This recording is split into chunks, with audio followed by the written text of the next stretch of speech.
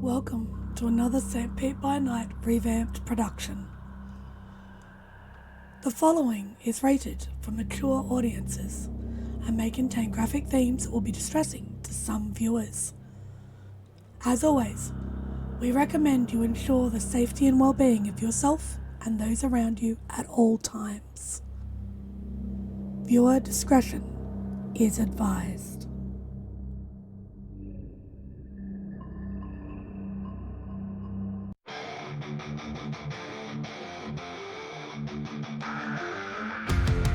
In the heart of night, we rise from shadows,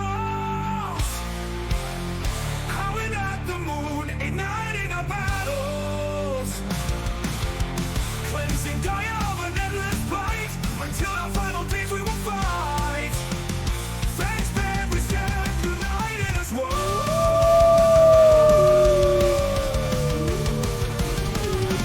Evil spirits lurking with horror and dread. Little light leads us where the brave dare tread. Glory and honor, wisdom in our hand. Together we rise, take our final stand.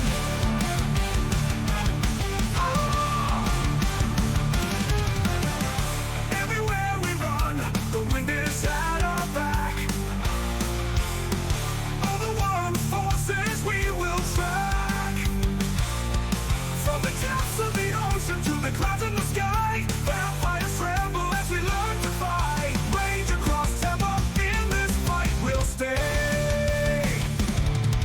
Evil spirits lurking with horror and dread. Little light leads us where the brave dare tread. Glory and honor, wisdom in our hand. Together we rise, take our final stand.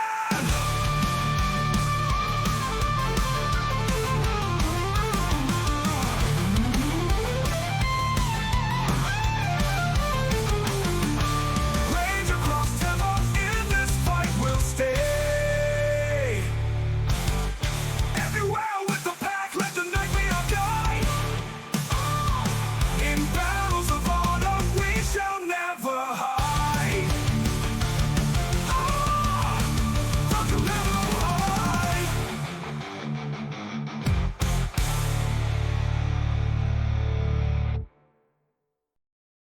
Good evening and welcome to the St. Pete by Night Entertainment Network. St. Petersburg by Night is a World of Darkness role-playing community broadcasting from St. Petersburg, Florida. My name is Kent, also known as Kent on all social media, and I will be your storyteller tonight.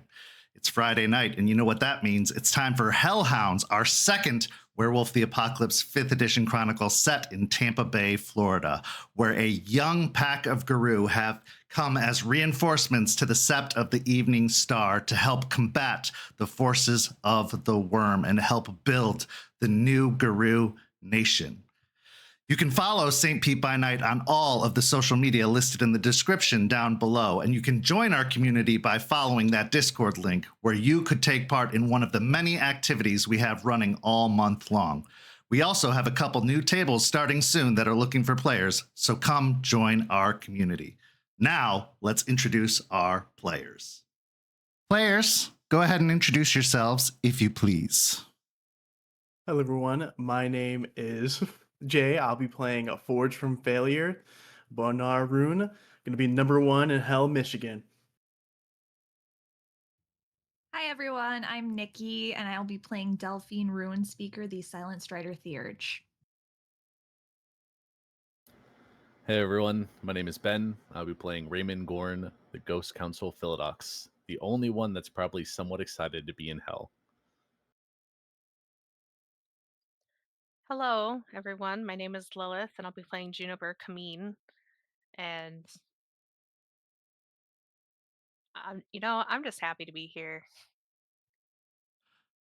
Unfortunately, our Bonar Galliard Rory couldn't join us tonight, but we're very excited to have her back next week. Players, last week we said goodbye to Tampa. Hopefully only temporarily as you head out on the road, literally on the highway to hell. You're heading home, or what was once home, your former Sept back in Hell, Michigan, the Half Moon Lake Sept. For some of you, it's a homecoming. For others, it's a return to a place you'd hoped never to see again. A place where you were shamed. A place of bad memories, of horrible teachings. A place that really set you down a very dark path. But you've learned a lot since then. You've been given purpose, and you've been given a very, very important responsibility. You cannot fail. You know the importance of this task. So the question remains, will the responsibility outweigh your personal grudges? Will the importance of this mission override all of the past that's coming back to haunt you? Or will the past outweigh the present? On top of all that, some truth of that past seems to be creeping its way forward as the truth of the murder of Delphine's parents is finally coming to light. Stakes has declared that this must be dealt with. And in tonight's story, it will be. So as we begin, let's get to our first scene. As on the road, the pack leader and the packaroon have a conversation late at night along the drive. Raymond and Deadbeat, or now known as Forged from Failure, have a conversation. It's been about 8 hours at this point since you've left Tampa. You've been driving along the highway I-75 leading north. The highway, for the most part, has had a lot of open plains and woodlands, and you find yourself going through Georgia at this point. You've gotten north of Atlanta, which was a very, very, very crowded urban area with lots and lots of traffic. But now you find yourself entering the woods with the mountains on the horizon, heading towards the border of Tennessee. The highway stretches in front of you, and unfortunately, the cell signal is starting to die because as you get to the mountains, cell phones are not going to be as friendly as they normally are. So as the cell bars get lower and lower, this means less time for distractions, and conversation is likely to be your only friend. So Raymond and Forged from Failures, as the two of you are the only ones awake in the car currently, Delphine snoring in the back seat, and with Juniper, Stakes, and Rory in the other vehicle, the idle silence hanging in the air, the scene is yours.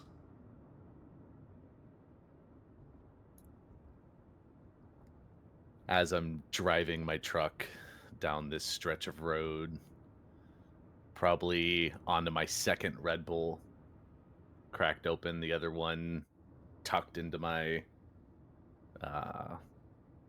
door console, just kind of doing that deadpan stare as you're driving for a long, continuous amount of time. Have one of my old Johnny Cash CDs in the CD player, just playing it kind of low, just enough to kind of have that music going as I'm just paying attention to the drive. The silence is stretching on a little bit. A kind of side glance over at Forge.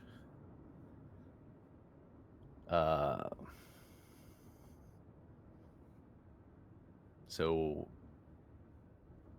how you feeling after everything? You feeling good? Feeling all right? I kind of get like, not quite jolted awake, but jolted back to attention as I was kind of just zoning out, head on my hand, kind of looking out the window, bored out of my mind. I was listening to Creep by Radiohead, but ever since the signal has gone away, it's just been terrible. Having just to not be able to listen to my own music as I kind of look over. I mean, I guess it's okay. I mean, not too bad. Just kind of stare at you, take a sip of my Monster Energy drink.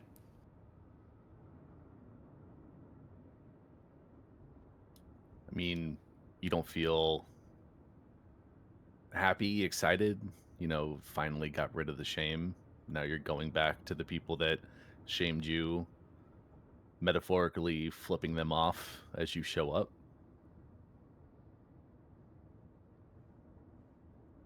My eyes just kind of narrow as I sit up a little bit more into my seat. I mean, what do you care? Kind of keeping to yourself this whole time, not really been talking to me. Why do you suddenly care now? Well, you've been on your phone, and Delphine's been in the back with her headphones on. You guys were kind of ignoring me a little bit, so couldn't really start up a conversation for the past bit of time. And I mean, we haven't really talked in a bit, so just want to see how you're doing. Just want to talk, I guess. You can do that, just talk, actually relax, enjoy yourself. Because all I see from you is in business mode, leader mode all the time. I didn't know that you were capable of, taking that stick out your ass. Thought it was a little too far up there for you.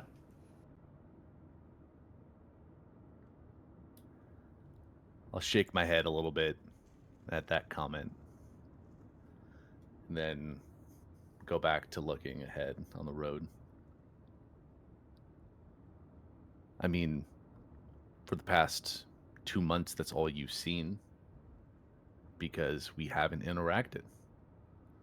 The last time we had a conversation, I was trying to push you and I was scolding you. But since then, we haven't actually talked.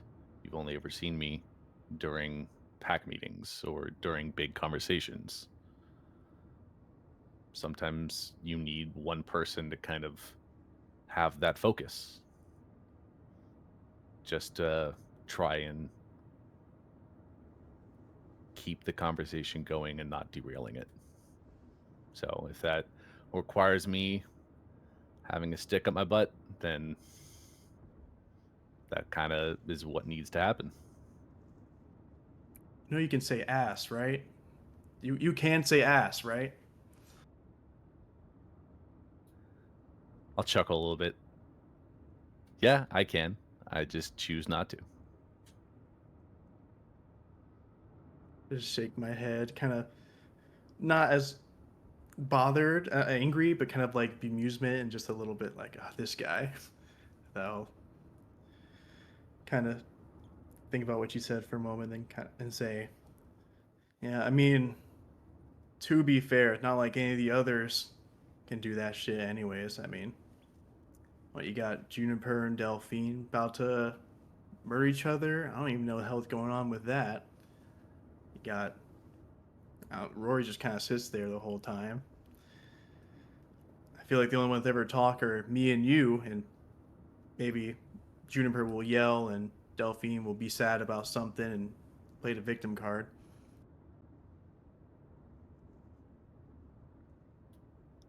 Everyone fills a role in the pack, Everyone has the thing that they do well. And I am able to keep a semi-level head, and when we talk to the elders or talk to leadership, I can try and compartmentalize everything that's happening. You ask, I don't want to say stupid questions, but you ask good questions that no one else can really think. You're very straightforward in your questions. You're very straightforward in what you say. It's abrasive, but you're the only one that can do that. So, sure, we may be the only ones that are talking, but that's what you're good at. I don't think this is supposed to be in my Arun repertoire there, being the whole talker and doing all that shit. I remember it's all about being raw, big guy, murder everything. I mean, I'm not saying that you don't do that well either. Because, I mean, with the one fight we had, you definitely proved that that is also one of your strengths. But just because that was in your beginner's pamphlet doesn't mean that you can't do that. Just like sometimes it seems like I can lead the way in a certain way that like Delphine can't. You know, we all don't have to just stick to what's expected of us. We can do more. I'll just kind of quietly nod to that as I look kind of deep in thought about something and kind of a little frustrated. I look over. That's kind of what pisses me off about you, man. You talk about all this leading shit, but to be honest, man, you're just getting your ass thrown around by everyone here. I mean, look, you got your ass thrown by me. You got Juniper tossing you around. You're actually gonna like do something about it instead of just being a pussy and taking it.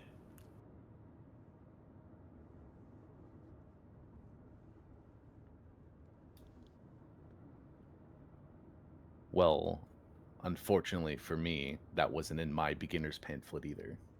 Because I don't remember it saying that I have to be the strongest one in the pack to be able to lead everyone. I mean, it's not like you gotta beat the strong. I'm not telling you gotta be the strongest. Look, you'll never beat me in a fight. That's just straight truth. But I just mean like you just kind of take everything, man. You're kind of a little bit like a doormat. I've seen like a little bit of you kind of biting back. You tried with Juniper, then you just got your ass tossed into the ground. I mean, not as much as just being able to beat all of us in a fight, but like, where's your bite? You're just kind of like when they gonna start grilling us up here and be asses to us. What are you gonna do about it? Seems like you'll just kind of be like, "Yep, yes sir, you got it, boss," and kind of bend down and kiss the ass a little bit, shine the boots maybe while you're at it.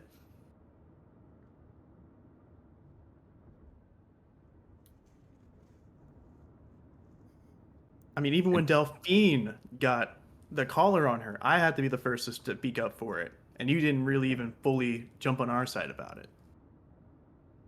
okay, first, in that situation, yes, you were the first one to speak up, but I also adamantly thought what Charles did was wrong. I'm pretty sure I was very vocal about that. I was more respectful, but that what he did at that time was not okay. And second, in both the situations you mentioned with you and with Juniper, do you think that me answering aggression with aggression would have helped diminish the situation or escalated it even more? I had to think about it. I had to weigh the chances of me trying to be physical in that moment. Would it make the situation worse?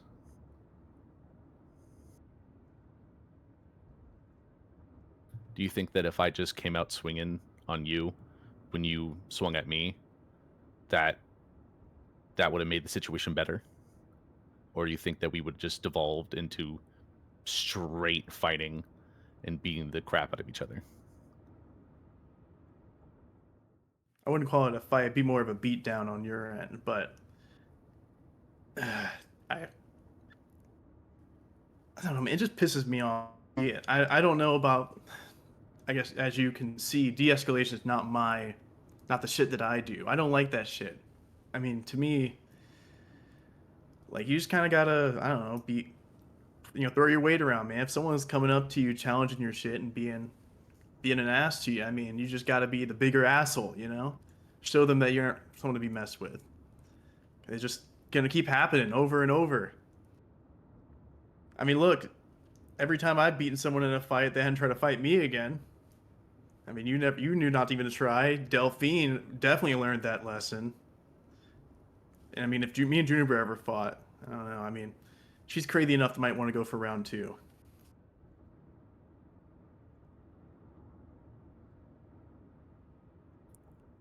See, I don't think that way. I don't think that the response to someone coming at you like that is to respond in kind. Because 9 times out of 10 it's just going to make everything worse. And sure, some people may respect you more or respect me more if I do that. But I don't think in most cases they would. Because I'm not actually helping the situation, I'm making it worse. And I've already had my fair share of responding to acts of aggression with the same kind. I've done it enough already. I did it too many times to count in the past. And at this point, I don't want to do that right now. I want to find a different way.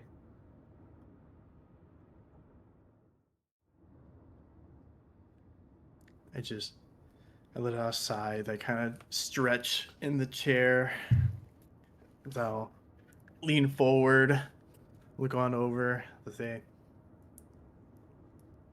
I mean, you probably know a little bit more about this shit than I do, considering how much the leadership seems to like you. How much they seem to treat you a lot better than the rest of us. Kind of annoying. I just don't get why they are so valued, I guess, you know? I thought we were ass-kicking werewolves, and we're going around, being all diplomatic and nice to the people that don't deserve it. I mean, I don't know, man. It's kind of seems wrong to me.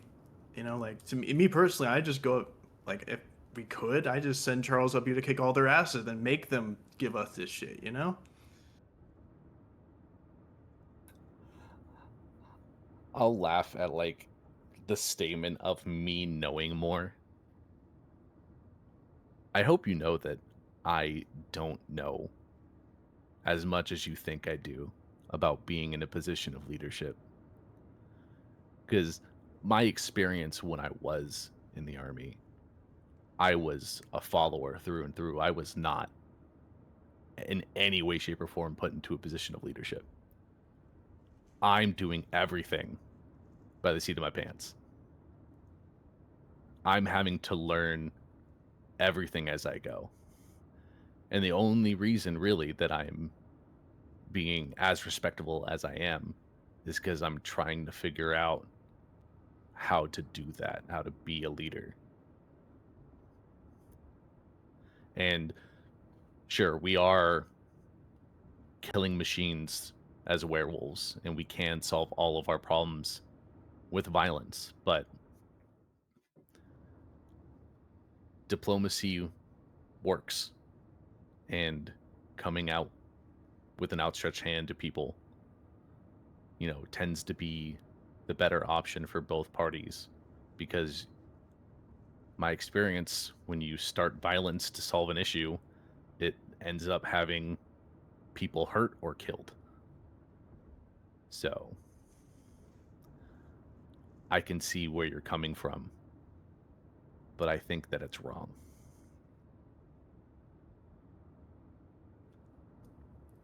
Ah, man, I hate when you fuckers start making sense. Annoying. Look, I just been the easiest shit for me. I mean, that's I guess my position there, why I've chosen to be this shit. That's always been the easiest route for me, though. Not like I really had many friends. I kind of like look back towards like kind of Delphine and narrow my eyes and look back to you. So, you know, probably is a lot better for making friends and all that connection shit. I mean, you're not wrong, but at the same time, just because you act the way that you do doesn't mean that's 100% who you are. I mean, we've all grown to like you to some extent, even though you are a pain at times, and your outbursts and your comments are out of line. But I've grown to know that that's not 100% your character. And honestly, I think every group needs someone like you to be that guy. Because, like I said, you say things and you do things that no one else will do or say. And it can help in a lot of situations. It opens doors, it closes a lot, but it leads to opportunities. Actually, look kind of surprised for a second by this as I quickly kind of mask it as I lean a little bit away from him. I mean, sounds like to me I'm getting your blessing to keep being an ass, right? That's what I took from it. Though, let out a little laugh.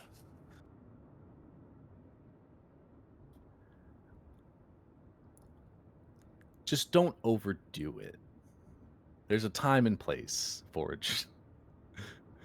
I mean, we all know the worst situation or the worst outcome, you being who you are, led when we first went down to Florida. So, Look, I mean, it's half and half, all right. Delphine was still part of that too. We can't, it may have been more my idea, but she was the one that's trying to do all this sneaky shit behind everyone's back. oh no, I'm not talking about the whole shame situation. I'm talking about you immediately causing issues when we went down to the Sept in Florida. Oh, that one, yeah. That was all you. I mean, I mean, can I blame the wolf? That an option? Yeah, I mean, I was pissed, but you know, it's kind of funny, but I never. Everyone always wants someone big and strong to come kick ass and beat shit up for them, but no one ever actually feels like appreciate it. Everyone's always like, Violet's bad. Oh, you shouldn't be doing this. Why are you such an asshole? Like, oh yeah, the guy's gonna be going around whooping ass, gonna be this nice, generous soul that only knows kindness. That's why they like breaking bones and, causing people to go to the hospital. In certain situations, but I think, like you said previously, what we are now and what we do, you're appreciated a lot more than you think. I mean, with the whole situation on the ship, I know I appreciated what you did and how you fought. So, I think in normal society, sure, you would be correct, but I can understand how you are now with us being Garu. So, It's So it sounds like that people don't like me because I'm more of an ass than because I go kick ass, huh? But it doesn't really feel like it, to be honest, man. It's as I saw what that got me, trying to protect, especially the whole boat thing, trying to protect Delphine, and I get to see how that eventually gets repaid to me. I mean, that was our first combat situation together. We had never actually fought together. We had never worked out strategy. We don't know how each other fight. So there is going to be some mess ups. I don't think that it was honestly as bad as it could have been. That's not what I. And I can just pause and, never mind. It doesn't matter anymore. I kind of just slump back in my seat.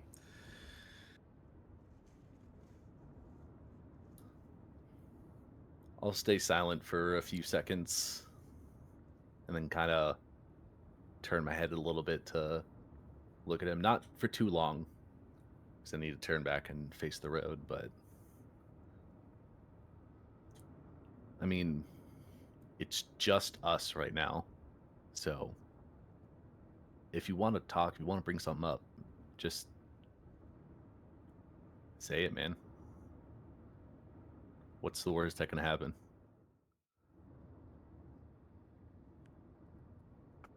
I sit there quietly for a little while, looking out and towards the mountains in the darkness, seeing the streetlight pass by.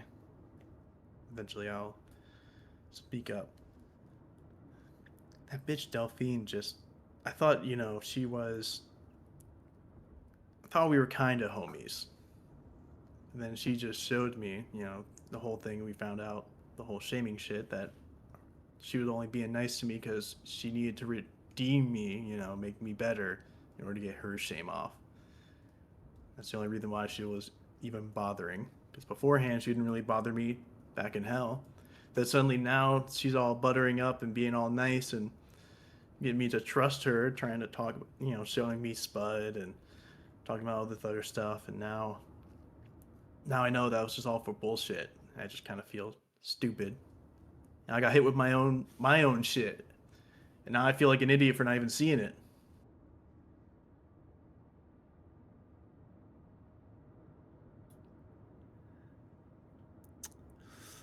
The way I see it is that, do you think that the way that you were acting and the way that you were in hell, did any of us really kind of try to become friends with you? Did any of us try to get close?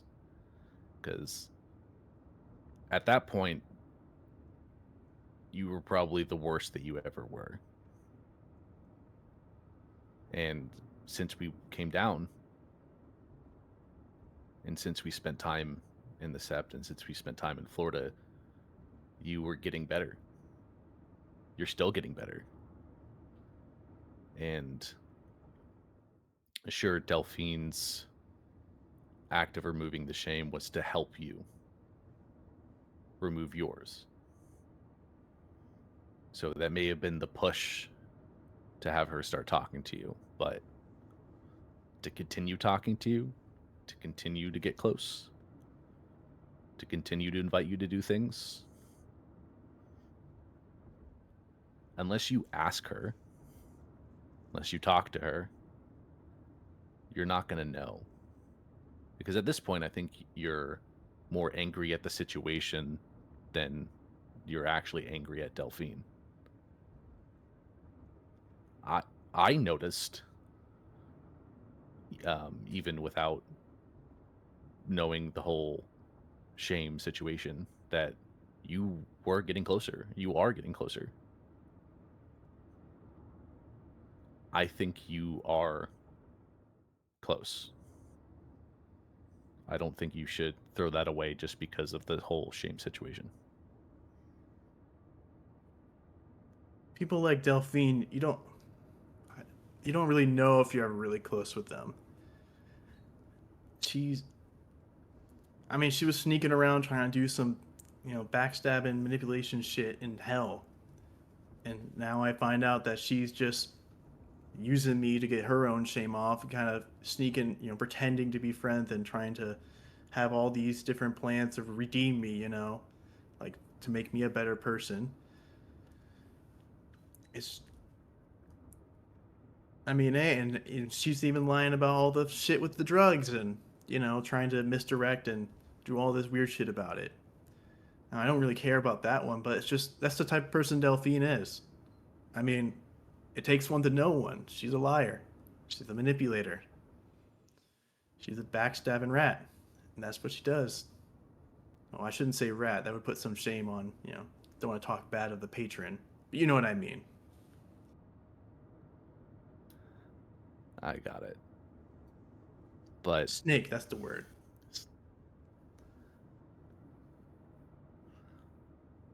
I'm going to not talk about the whole drug situation because that's a whole different thing. But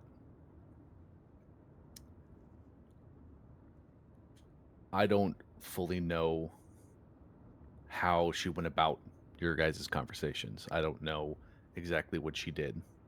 You have a different viewpoint on it than I do. But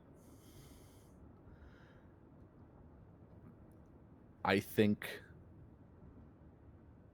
Delphine needs someone to get close to. I think she needs someone to connect with because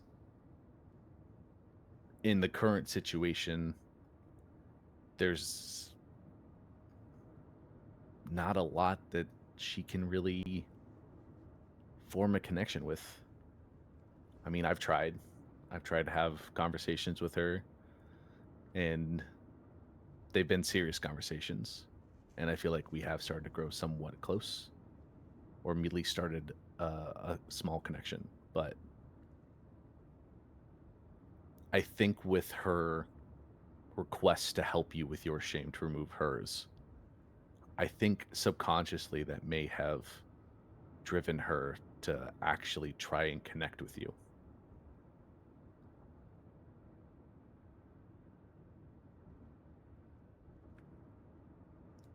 Talked with someone else about this, and you're both kind of saying the same shit, so probably mean that is right. But I just hate feeling stupid.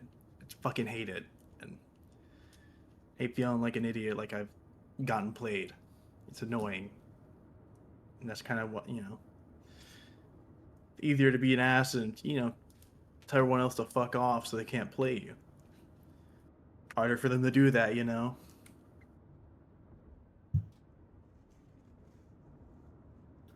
I don't think you're stupid for the situation because, I mean, no one knew. So I think we would all be stupid. But like I said, I think you should talk to her. I think you should have that discussion instead of keeping it inside and complaining about it to me and everyone else, which could be helpful. But it's going to keep weighing on you unless you talk to her. It's going to keep causing you issues unless you talk.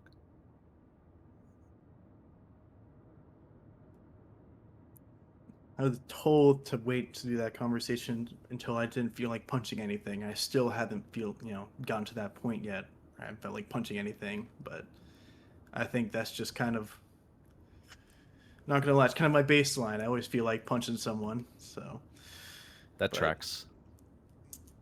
yeah. I mean, I'll try and we'll see about whatever happens. I mean, I might not even have to worry about it if we fuck up this meeting. Enough. We'll probably all be dead anyway. So, I mean, I got to get through that one first.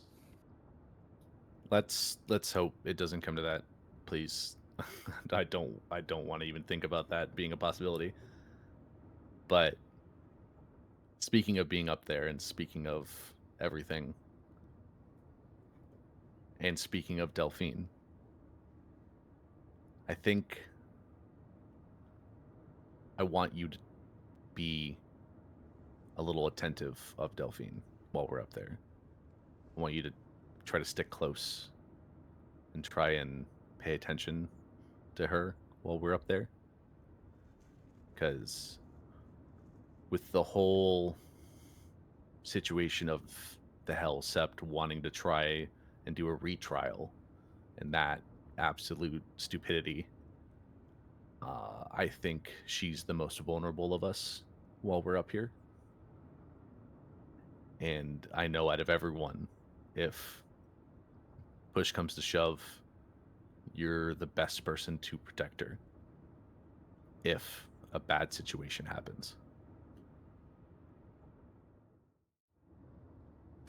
Oh man, are you fucking kidding me? Now I gotta do babysitter duty, especially for. I mean, do you really want me to be the protector? I mean, I guess you're talking more physical protection as opposed to, you know, the other kinds, the trial bullshit. Because I don't think you want me for that. I'm not. I can tell them to go fuck right off, and I can do that one pretty well. But trying to tactfully tell them to go screw themselves is not really what I do.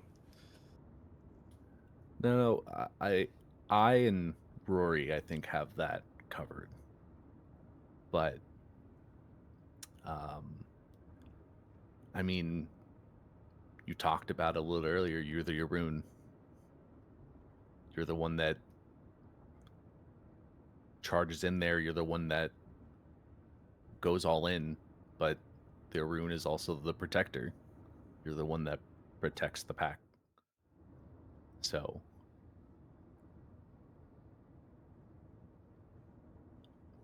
Yeah. Yeah.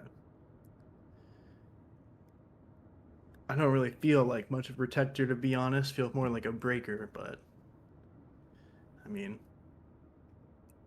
I can try. I guess I can do my best for a little bit. I'm not gonna do the whole time, as you know. I gotta take my breaks. But what are you going to do to make sure that we're good then? We're talking all about, doing this shit, helping out Delphine. What are you gonna do for us then? How are you gonna make sure that we're not gonna get fucked over? I mean, they like you. So are you gonna go on their side, just kind of treat it like shit while we're there, or you gonna actually be a part of the trash bin, so to speak?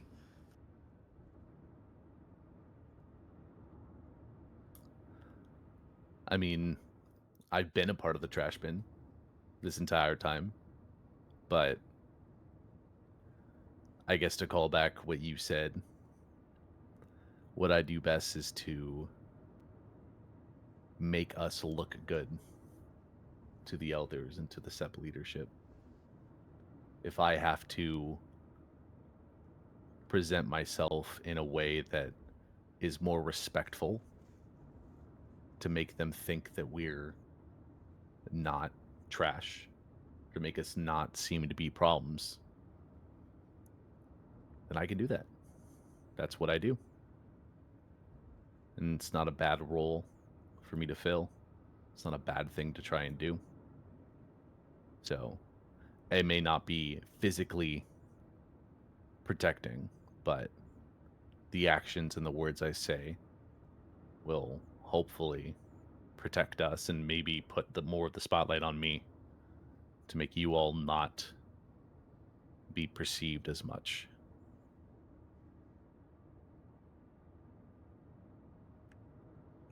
Actually, my face will kind of turn unusually serious and kind of stiff, like look on over, though. They'll say, Ray, I'm telling you, if they're telling you like, oh, you can stay here with us, give you some parental treatment or some, extra shit over us, you better not be taking that shit, man. Look, if we're gonna pretend to be together, or at least try and be together, we're gonna be together. If we're all gonna get this shit, we're all gonna get this shit. So I better not see you try and get any special fucking treatment. If we're all getting fucked, you're gonna be right there with us. Okay? Otherwise, I will kick your ass.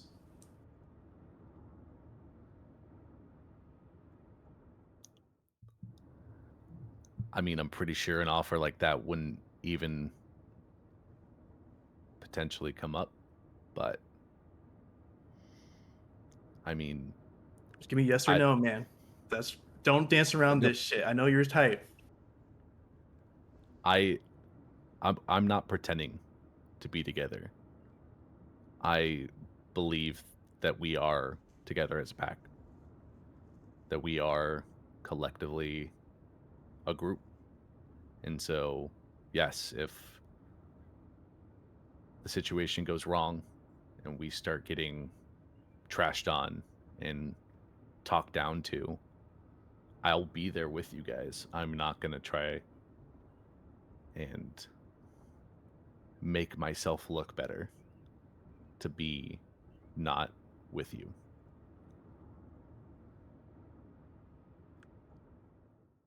I'll take my hand and actually kind of give a pat on your shoulder, kind of firmly grasp it for a second. I'll give a smile that says, "Good. If you do fuck it up, I will relish the opportunity to kick your ass. Don't think I won't. But if shit goes good, then might actually make it back in one piece, huh? Or at least that's if Juniper doesn't fuck everything up."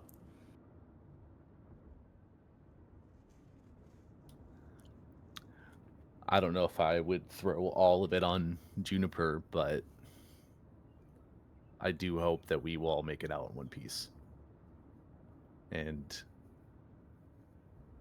at this point, I think everyone has a possibility of screwing it up. I don't think we can single anyone out. Oh, I mean, I can make a whole tier list if you want to. I know I'm high up in there too. I am trying to pretend that I'm not gonna, I don't have any chances, but I'm telling you, she's crazy, man. We've had a weird ass conversation in the middle of the night one time. She was doing all this weird talking, trying to get me to go to that fucking like fungus hell place. Just her. I was telling you, I was half convinced she was gonna chop my head off there with an axe.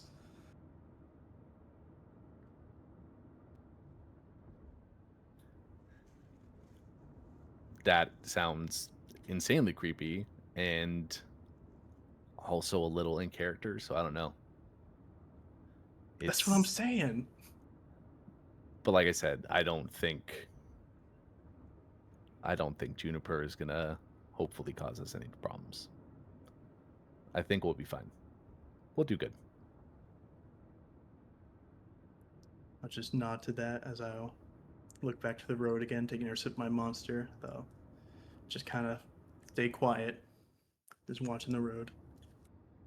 Forged, your phone lets off a chime. As you look down at the phone, you see that you've received a text message from Lila. You open it up and you can see that it's a picture. The picture is of Cooper standing in the playpen looking up at the camera with a big smile.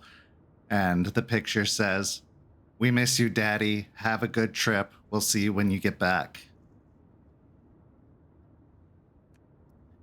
Kind of mixed emotions in my head when I see that. There is a sense of joy that I'm not quite familiar with. That smile does creep on my face, but a lot of discomfort. The words "daddy" and just kind of thinking about the situation a little bit, it does cause a little bit of discomfort and fear. But I will look at the picture for a little bit, kind of with that little smile, before I'll turn off my phone and look at me, kind of just try and stay awake for the trip, so make sure Ray doesn't crash the car and kill us all.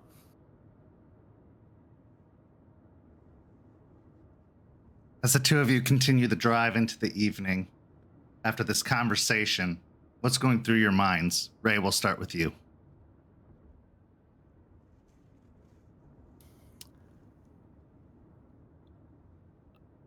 I haven't had many one-on-one conversations with Forge, so the one I did have was rough. I know he got better, and he is not the way he was when we first came down to Florida. And so going into this conversation, I was expecting a little bit more, maybe yelling, or a little bit more of a just constant ribbing on me. But we had a good conversation. We talked some things out. We, said some things that I know I was probably holding in for a bit. So I'm glad that our conversation went well. And hopefully when we're up there in hell in Forge, we'll be able to, like I asked, look out for Delphine. And Forged. I have a bit more of respect now for Ray, kind of now having actual conversation, seeing a bit more of Ray that isn't quite just this leader position or, stick up the ass version of Ray.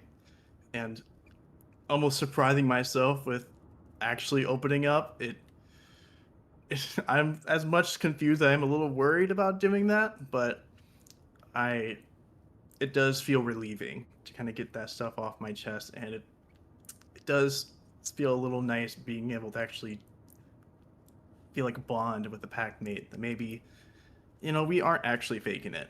We actually are better in our actual pack.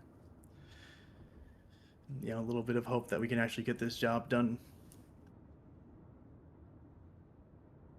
On the highway to hell, maybe a bridge has begun to be rebuilt. But on the same highway is another bridge about to come crumbling down in our next scene. It's the next morning. We find ourselves at a rest stop just inside the border of Kentucky, high within the mountains, the Appalachians. The pack has pulled over at this rest stop and taken a much-deserved night's sleep. But in the morning, some business needs to be handled because this is the last leg of the journey. 2 pack members with unresolved tension, with unresolved business, and a very, very displeased mother who will see that business done. So as the 2 have been avoiding each other for some time, have been orbiting each other like magnets opposed, pressing against each other, Stakes exits one vehicle, gripping Juniper by the arm, moves to the other, grabs Delphine out of her slumber and drags her out of the vehicle and moves out into a remote part of the rest area and shoves them both out in front of each other before saying, "It's time. We're not leaving until this is handled." You both know what you need to say, and you're going to say it now.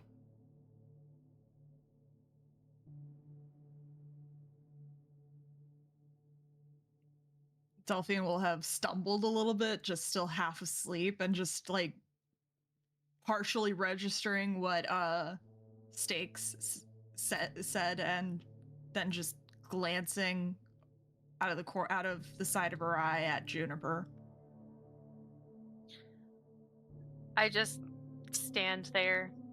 I have one hand in my shorts pocket, and I'm just waiting for Delphine to kind of catch herself after being rudely pulled out and give her a minute before saying, "Well, I know there's a question you've been wanting to ask."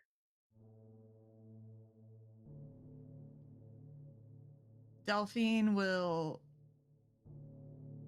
stare down at the ground for a few moments. Stakes will actually stare at Juniper and give out a snarl.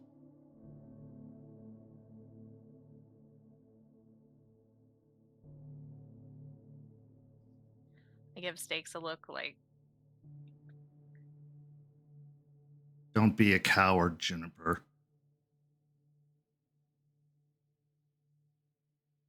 I'm not trying to be a coward. Don't make her ask. Tell her. She was Don't make her ask. Tell her. Just admit what you did.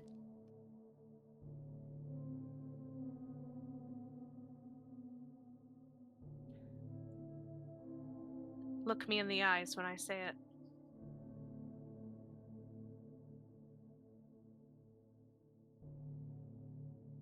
Delphine will slowly raise her head and just turn her head enough to just head lowered a little bit, but making eye contact just from like a downcast position.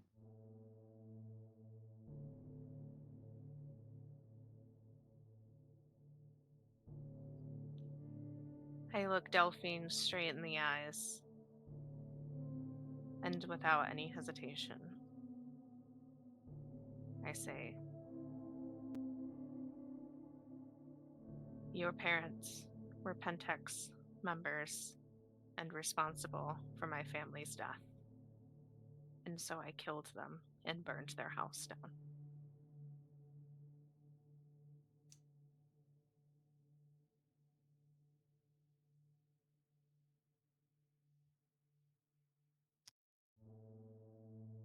What proof do you have that they actually were the ones that did it?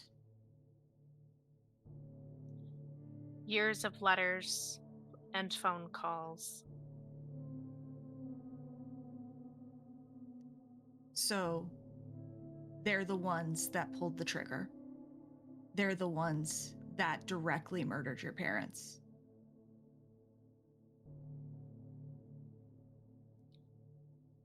They and are your the brother. ones.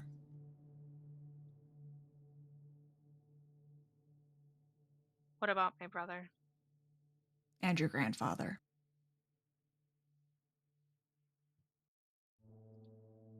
They are the ones that are responsible for making that decision. You know this for fact. I know this for fact. So, a couple of phone calls and a signature on letters. That's all the proof you have, or is there more? I assume there would be more.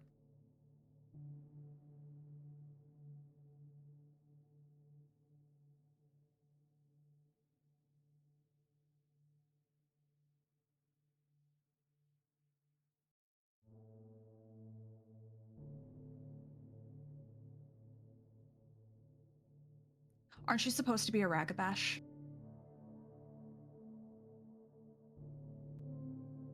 That's the moon I was born under.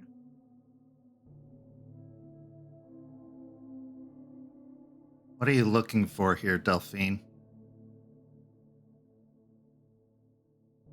I want her to say that. I want her to provide the proof that they're the ones that actually gave the signal. What do you need that for? There's a connection.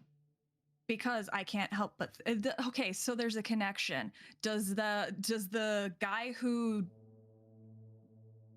cut the timber for the houses that high quality builders builds, are they the ones? Are they also going to be at the end of her fury?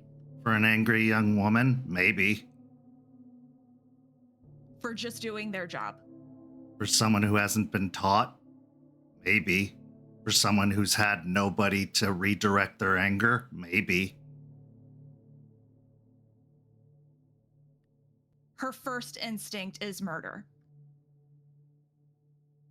It used to For be. what and for what reason?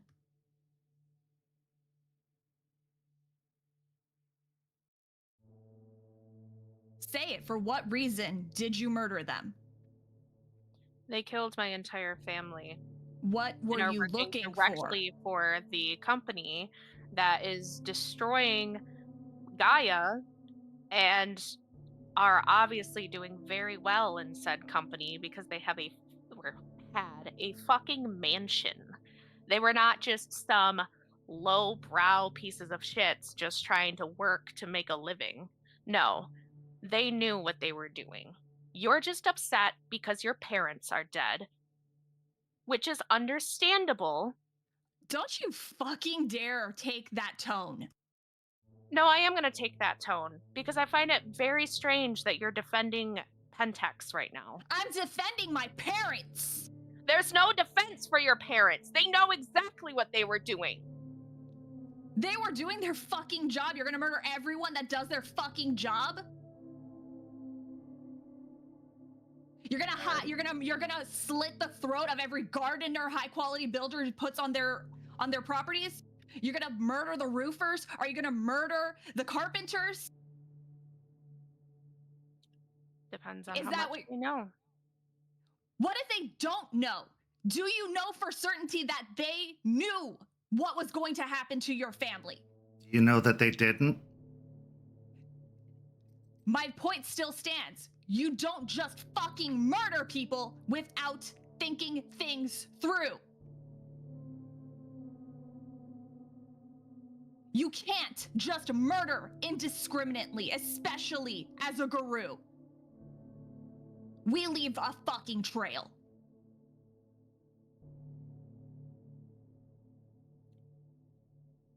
Your parents were in the management team of Pentex. They lived their lives stealing land from common people and turning it into similar wastelands that we're currently dealing with down in Florida. Regardless of if they were CEOs of the company, they knew what was happening. They were still being pieces of shits. They were still stealing land. They were still threatening families. And what Those justice letters do you- weren't polite. And what justice did those families get, Juniper, huh? You just scratched your itch. You just satisfied your anger. You I'm could have only fucking one built... person, and I'm still working. I am still working to take out whoever I fucking need to. Just gonna keep murdering then. If that's the answer to some of them, yes. But not always. Because you also have to remember, that was when I killed your parents. It was just a few weeks after what happened to me. I am not the same Juniper I used to be. I don't just indiscriminately kill whoever the fuck I want. But in that moment, there was nothing else I wanted to do more. And I had no reason to hesitate. In fact, you told me you didn't even know who those people were. So how could I have known that they were your parents at the time, Delphine?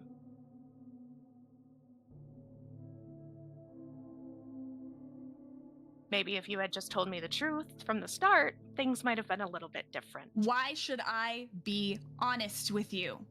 When I was fucking hiding who I was, they were fucking trying to put me in rehab.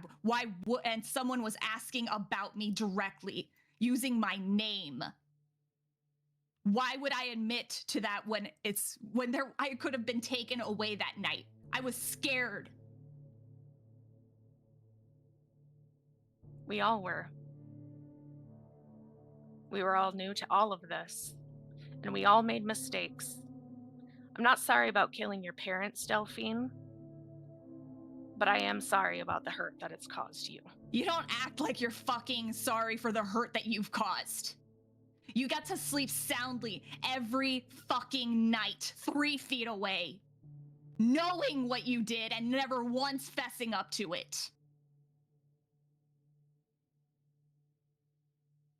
You got to listen to me talk about them.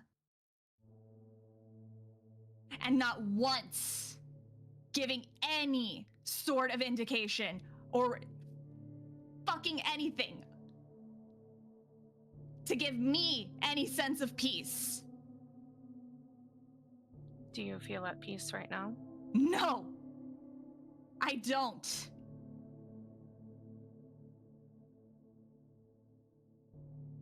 Do you know that she was at peace this whole time, Delphine?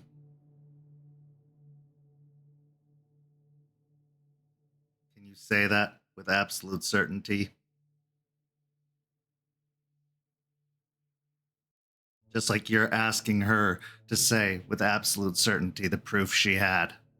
Can you say with absolute certainty that she was sleeping so soundly? That she wasn't carrying any sort of guilt?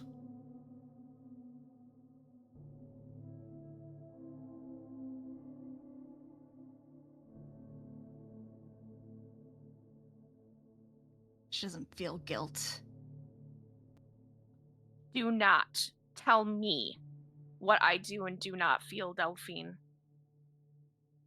Do not ever try and tell me or try and tell somebody else what I am thinking and what I am feeling. I don't do that to you.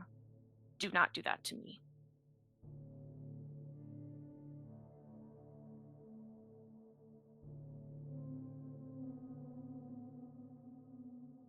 Because Stakes is right. I haven't been sleeping well, actually. I haven't felt at peace. I haven't been okay. I haven't told you. Because as Stakes said, I was being a coward.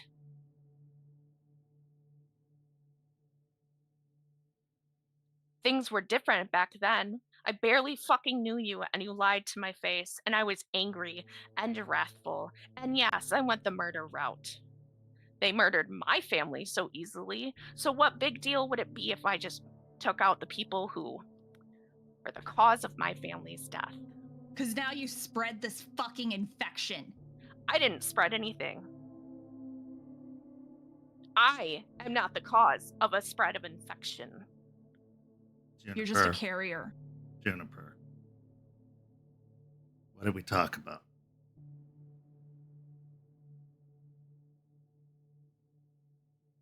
I just give a glance at Stakes and look back at Delphine. The point that I'm making, Delphine, is that this entire time, I haven't been okay. And I haven't been okay with my decisions. I haven't been okay with my actions. And I also just haven't found the right time to say it because there isn't one. So you can be as pissed off at me as you want, but you do not have any right to assume how I'm feeling about it or how I have responded to my own actions.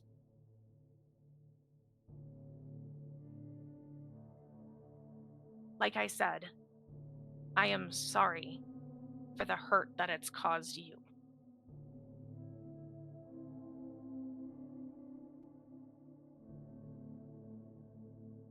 I don't forgive you.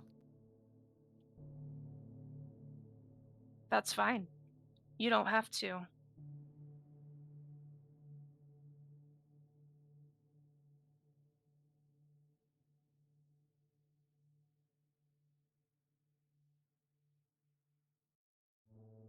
You two have to figure out a way to move past this. Doesn't have to be today. But it has to happen. If you're to remain a pack, if you're to continue this fight. And I really hope you do. Because I love you both as my children. The last thing I want is to see you fighting. The last thing I want is to see this come between you. Delphine, you accused me once of having favorites. I don't. This hurt me just as much as it hurts you.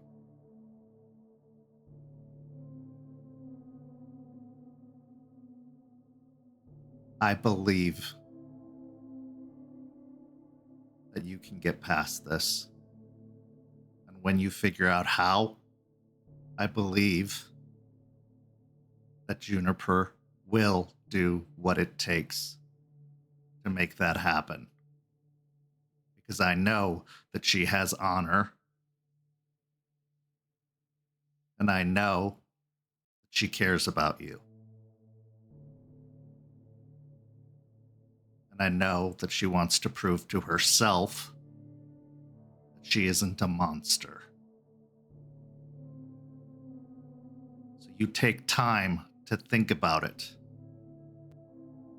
You take time to grieve. If you need anything, I'm here for you. Just as much as I'm here for her. Because I don't play favorites.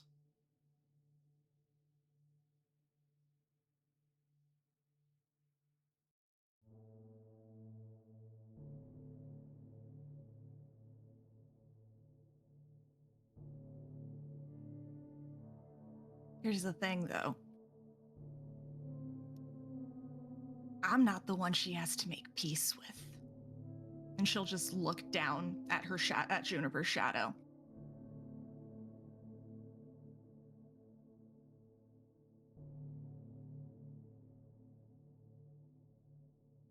Yes, you are.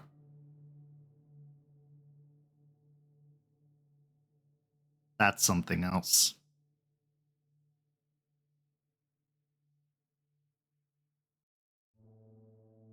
Because she's going to need you to deal with that.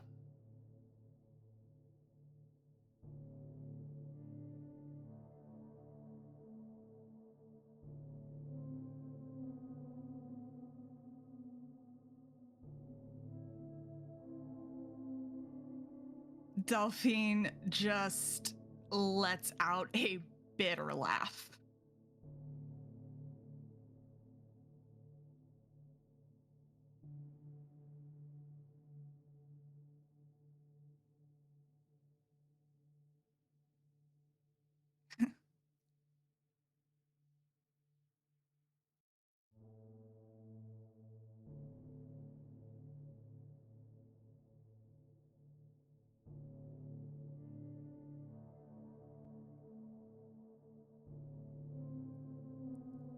I don't know if I have that in me.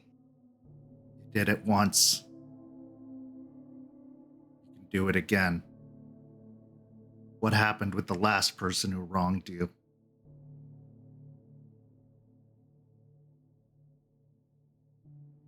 You fixed them.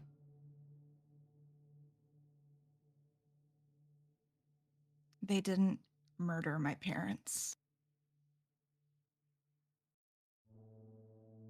No, they just almost ruined your life. I was doing a fine job of doing that myself.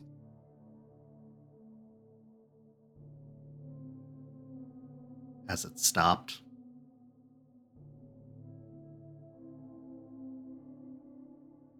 No.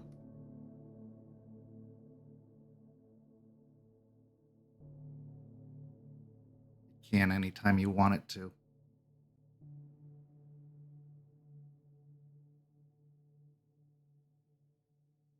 Like I said, doesn't have to be today. Think about it. And I'm here for you.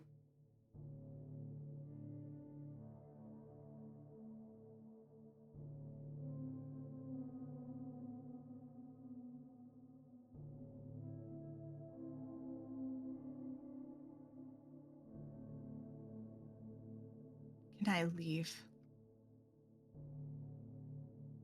Yes.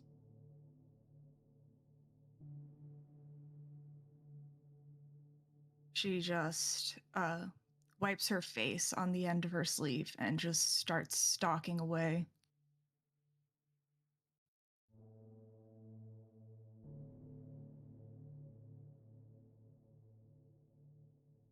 As Delphine walks away, Stakes turns to Juniper. I know that was difficult. I had to push you.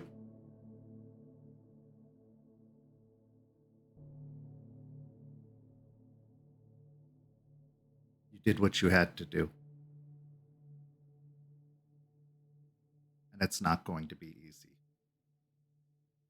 It's going to require more in the future. But I believe that you can do it. And I believe that you will do it. Because it's the right thing to do.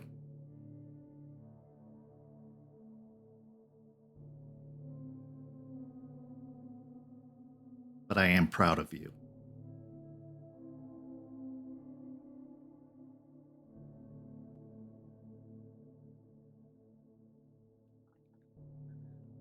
You know, I thought that I would feel something in all of this, Stakes. But I just feel kind of nothing.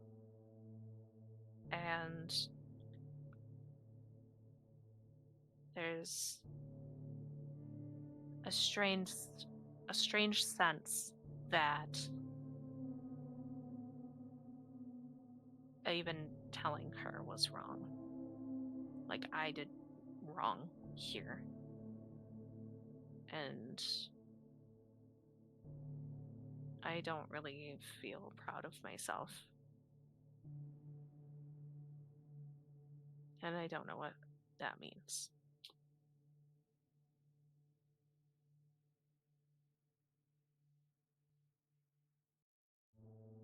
Stakes just stares for a moment,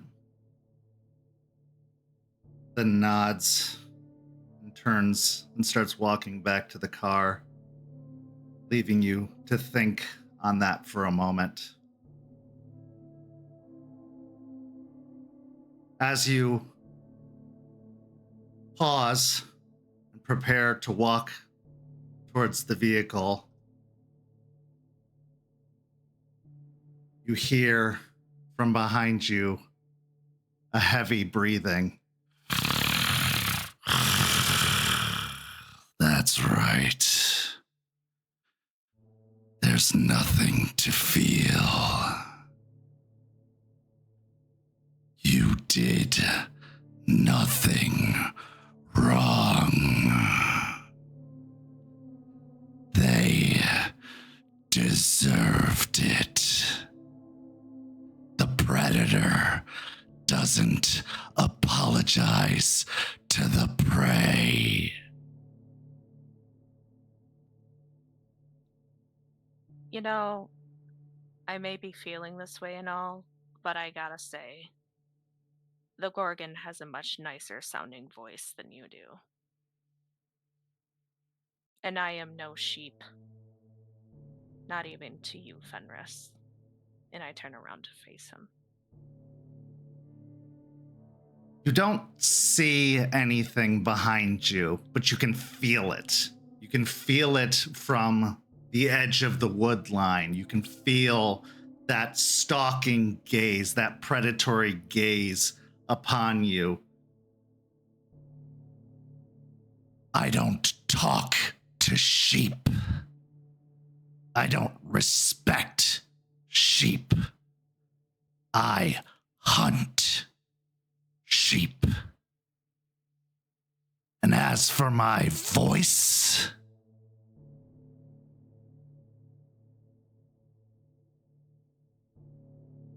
I'll use as few words as necessary. I've never been one for words anyway.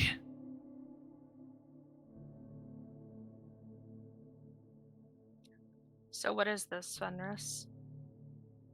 Are you trying to get me to join you, or are you hunting me down?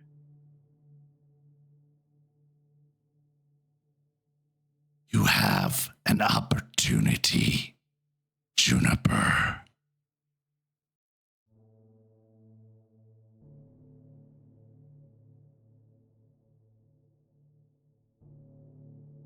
An opportunity to continue your work.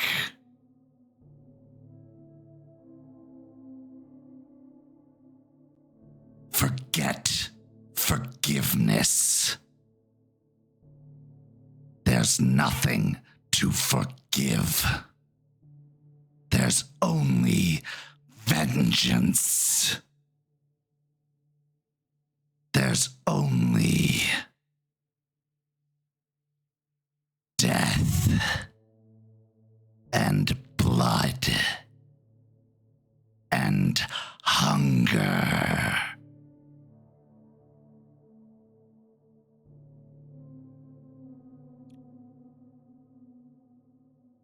Yeah, listen. I can still do all my work and all of that with my pack. You see, Fenris, I'm not alone anymore. And I don't have to be. I don't have to stoop low. And I give that feeling in the woods a pointed look to continue Gaia's work. I think I'm just gonna stick with my friends over here. And I'm Friends? You call them friends? They don't like you, Juniper, and you think she'll let them like you? After this? She's going to be a cancer to you now. She's going to drive them all away. She'll make sure they all know what you did. Not if I tell them all first. And They I already know. And they're all still talking to me, and we're all still here together. And I already know that Delphine and I are going to become the bestest of friends. Then maybe you are the sheep. Or maybe I'm just the predator that's going to eventually hunt you down. Goodbye, Fenris. And I'll start walking away. Goodbye, coward.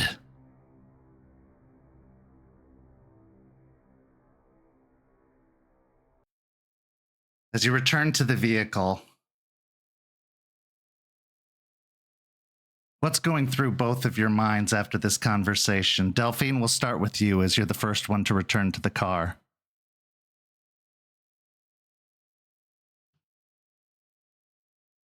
Delphine is just angry. She feels like Juniper doesn't feel bad for what she, like the pain she's caused Delphine. She doesn't feel it's genuine. She is frustrated at the whole ragabash of the situation that Stakes was doing, because she just wanted to yell and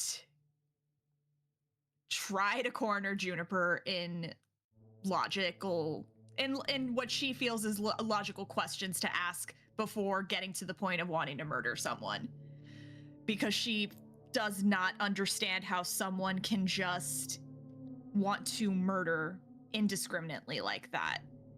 Even as angry as she is with Juniper right now, her mind wouldn't go to murder being the first path of feeling better about it. She is frustrated because she's got to be in a car masking the rest of the leg of the trip, and then she's got to spend Gaia knows how long in a place she doesn't want to be.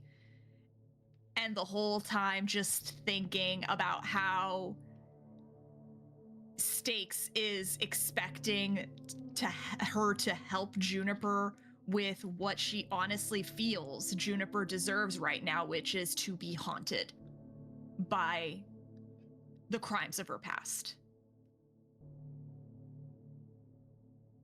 Okay. And Juniper.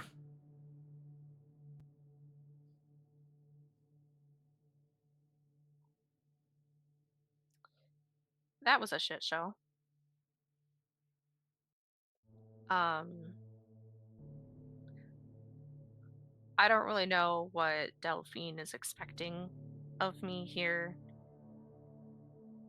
I'm never gonna be apologetic about doing what I did. I feel like there was a sense of justice for my family, and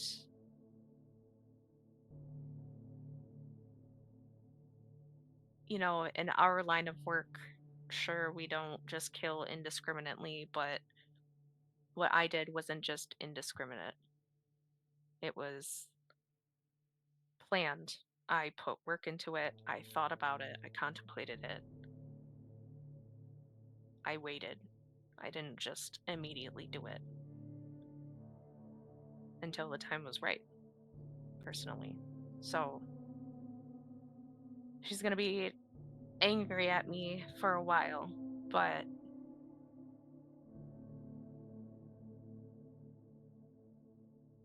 as I said a while ago when we talked out in the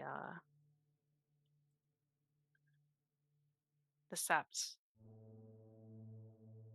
I know that we're gonna be friends and that this is all gonna work out in the end. And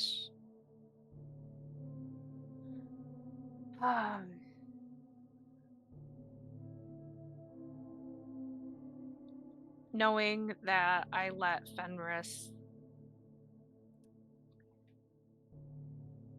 lure me into a little bit of a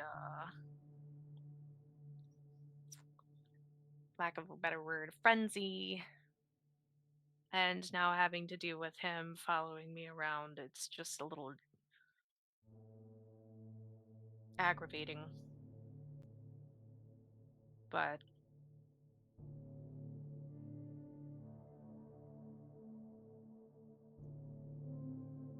I just have to keep working uphill from here. Just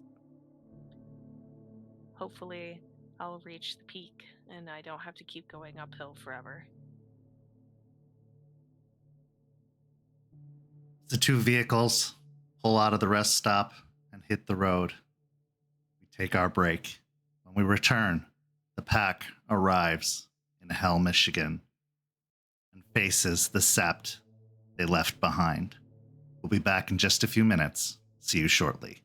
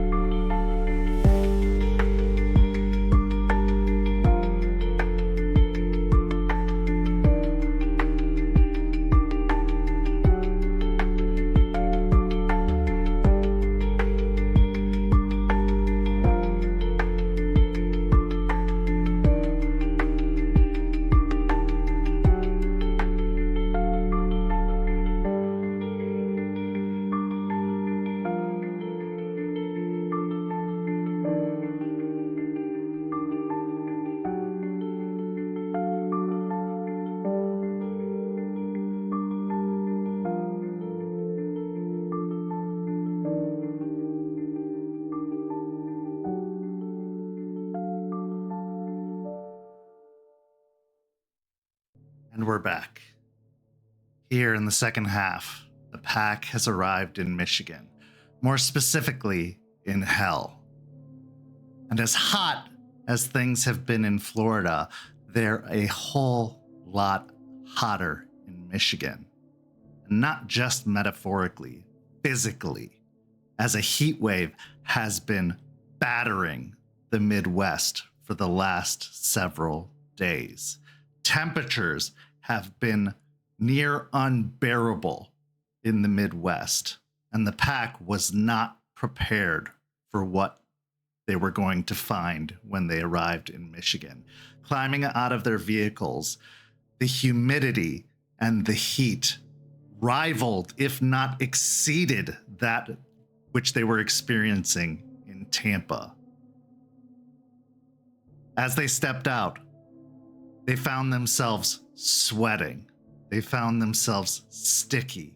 They found themselves wanting to climb back in the vehicle and turn around and head back home.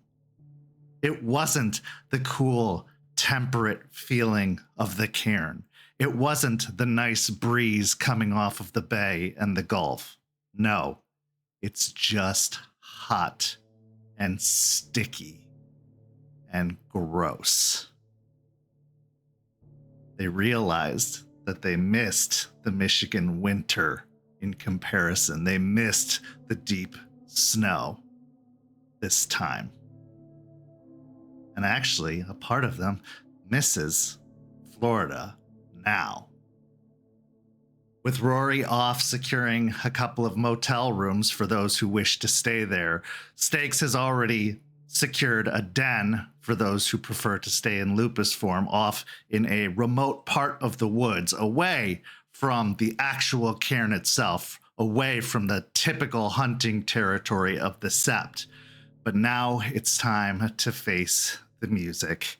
And as the vehicles pull into the gravel driveway of the Hell Saloon, the pack has a few moments to speak with one another before they head into the building where the Sept of Half Moon Lake awaits, where their former cohorts, associates, leaders, elders await. The last time they spoke with these elders, they were being sent away. The last time a couple of these Guru were in the presence of these elders, they were being horrifically shamed for some actions they had previously taken. Several months have passed. Have they grown? Have they changed? Or are they going to revert back to the immature children that they were just a few months prior? As we like to say here on Hellhounds, only time will tell. So as you climb out of the van with Stakes in tow, the scene is yours. You're standing in front of the long black building, the halogen signs advertising beer, one shaped like a devil, saying that the establishment is closed at the moment for a private party. The sun high in the sky beating down, making it especially hot, especially as the dusty gravel heats up, reflecting the sun. Even the long or the tall trees that surround the property aren't blocking out the heat of the sun this time. The scene is yours.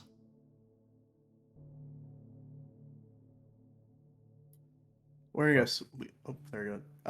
sleeveless shirt. I'm kind of walking out towards sun, looking around, obviously sweating. So I was just saying, man, can't we like talk to a spirit of the fucking breeze or something? It's hot as balls out here. Also, wearing a tank top and shorts and my hiking boots, I am already like slanted over, pulling up all of my curly hair, putting into a fucking bun, and just pulling on my shirt and like flicking it back and forth, not even to get a breeze, but just to get it to stop sticking to my skin. Oh, fuck. This is the part of summer that I do not miss. Probably for the first time, I will have my button up pulled off and just wearing my t-shirt because it is. I'm used to some heat back in past few years, but it's been a while since I've been in that intense heat, so this is a lot. Uh, yeah, this is not what I was expecting coming up here, but if this is the worst we have to deal with, hopefully today, I'll take it. Delphine wearing baggy jeans and a thick sweater. She'll pull her hair up into a ponytail and will look extremely uncomfortable just in the atmosphere itself as she just dryly comments, "This isn't going to be the worst and you know it." Yeah, I just give Delphine a questioning look. You know what they say about hot weather? It brings hot heads. And I look at the front door of the saloon.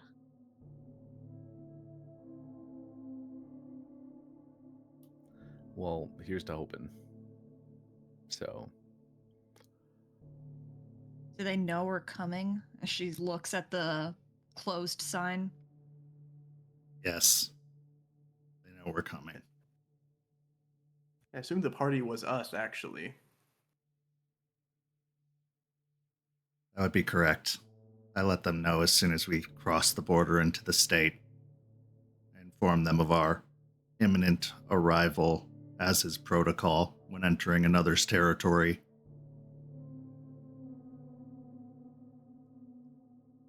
Being paranoid of the last incident that happened when we were all here, Delphine is going to look around, and I would like to use penumbral senses.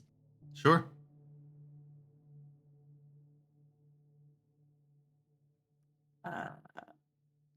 I spend a willpower for that. I don't know why I did a rage check. Okay, intelligence and wisdom.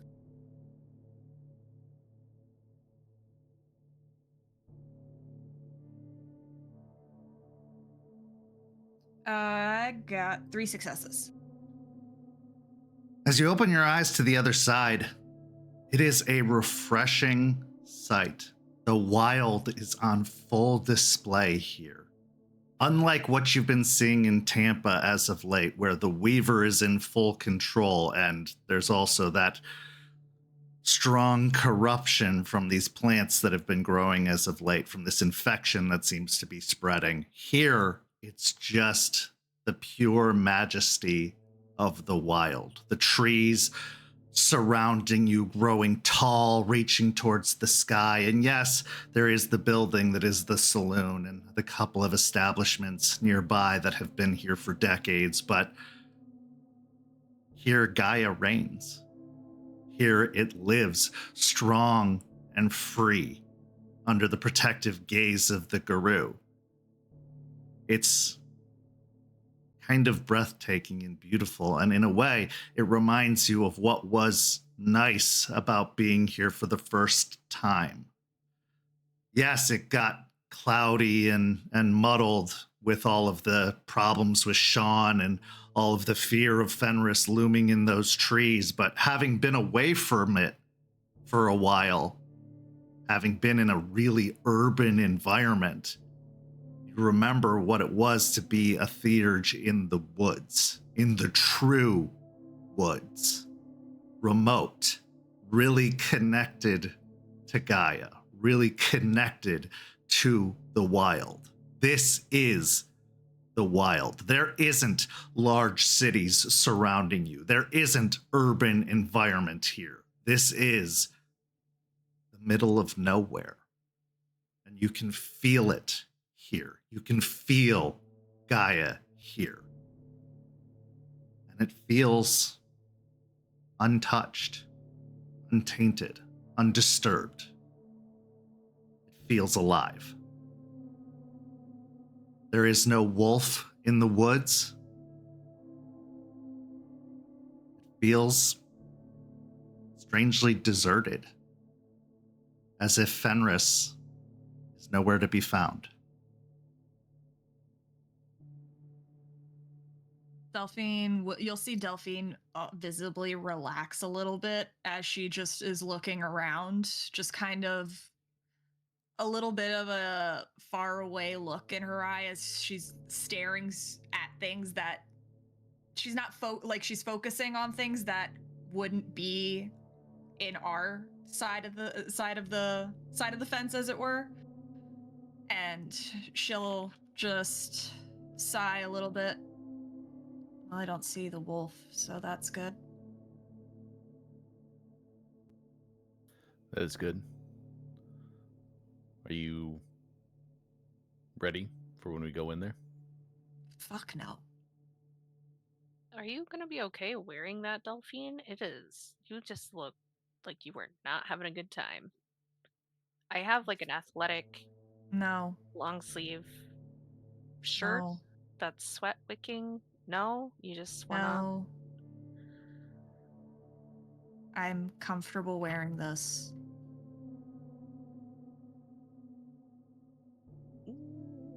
Mm, okay.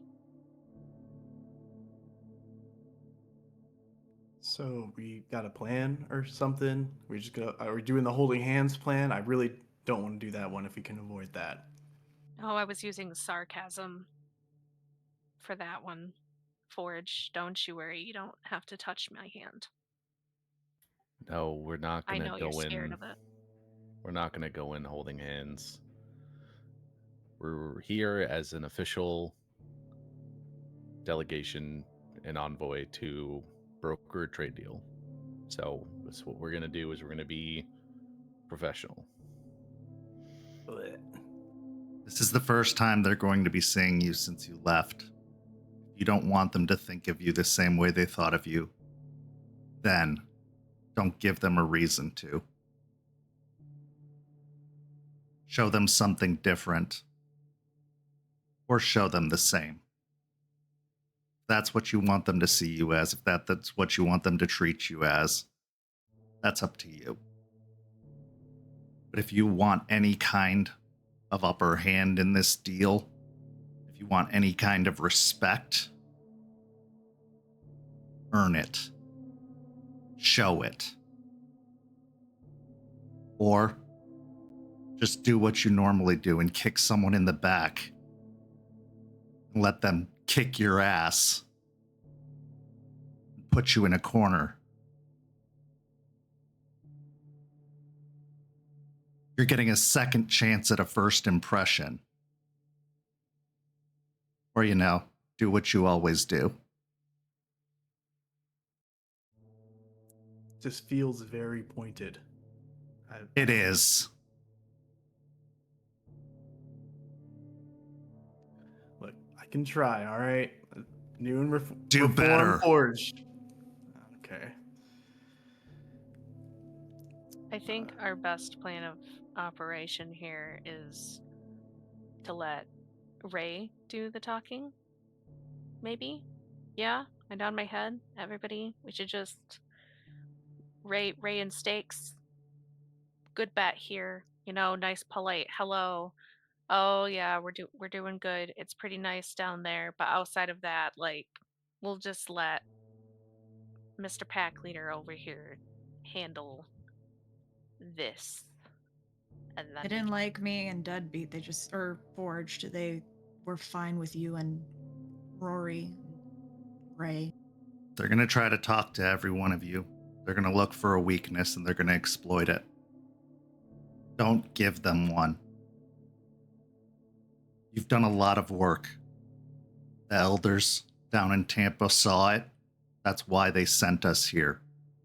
You can see this as a punishment if you want to. You can see this as being sent to the slaughter. I don't see it that way. I see it as trust. I see it, yes, as a test. But a test of loyalty, a test of trust, a test of your abilities. So you can prove them right and be weak and get killed up here. Or you can prove that you are worthy of this task, come back successful, and earn even greater things. I believe we can do it. I believe we can too. Yeah. I mean, we can all put on a mask and, you know, follow our pack leader for a couple of hours, right? I don't know about you, but I got the new name, Forged and Right Shame Remove. I don't need a mask. I'm the good guy here. Yeah, just It's tone it not about down. being, yeah, it's not about being a good guy, Forge. It's just about knowing when to stay quiet and being respectful. So, putting on a mask. You got it though. Remember your litany. This is their territory, and they are elders. They make the rules here. You disrespect them in their territory, they have all rights to do what they see fit to you. And remember, that goes the same way for them to us. Sure, we have to respect them in their territory, but they also have to respect us because we are lower. Correct.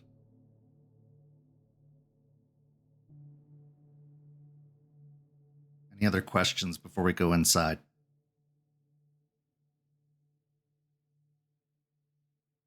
Nah, I'm good.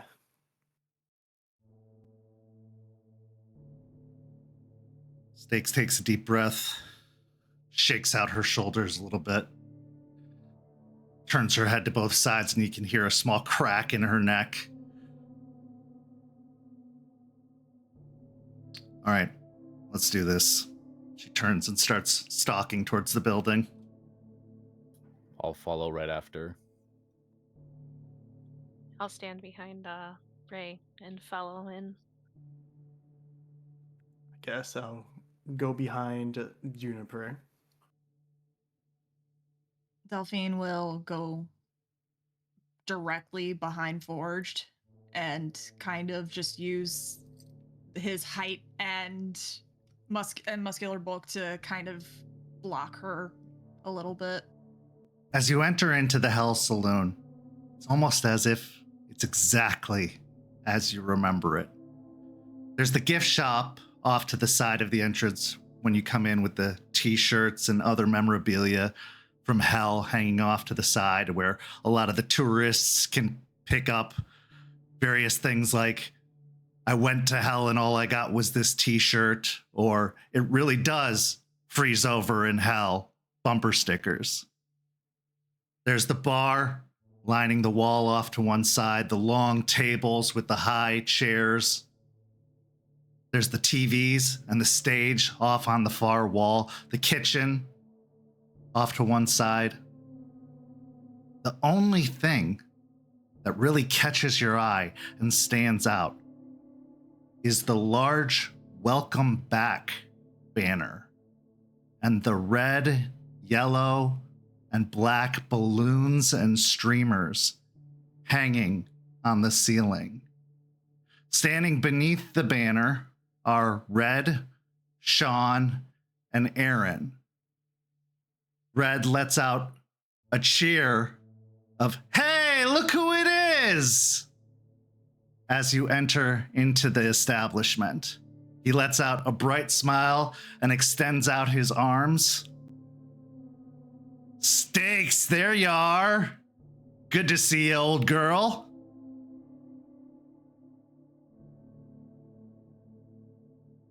His fire red hair and full beard is, again, as you remember it. His large, broad-shouldered physique. Erin, sitting over at the bar, has her feet up on another one of the stools, has a cocktail in one hand, and you can see along the bar a large platter of food has been laid out, as well as several bottles of liquor and beer, as if they have put on a full spread, as if they were awaiting guests, and a party has been prepared. Sean sits over at another table, and he looks like the weight of the world has been completely lifted off his shoulders, and he has the brightest, lightest smile on his face. He looks happy. joyous, joyful. Something that none of you have ever seen, as he's always had this kind of stoic heaviness to him, as if he's always been on both sides of the world, both here and in the spirit realm. Very serious, very centered. But now he just seems light, airy, excited. Red walks up to Stakes, gives her a clasp on the shoulder, and then pulls her in for a hug. And she somewhat rigidly allows herself to get pulled in for a hug and gives him a pat on the back very awkwardly and says, "Red, good to see you, bud. This is a surprise." Says, "Yeah, well, you guys are home. We wanted to say hello and, welcome you back." And as he releases the hug, he looks over to everyone else. "Guys, shake it off. Welcome home. It's good to see you."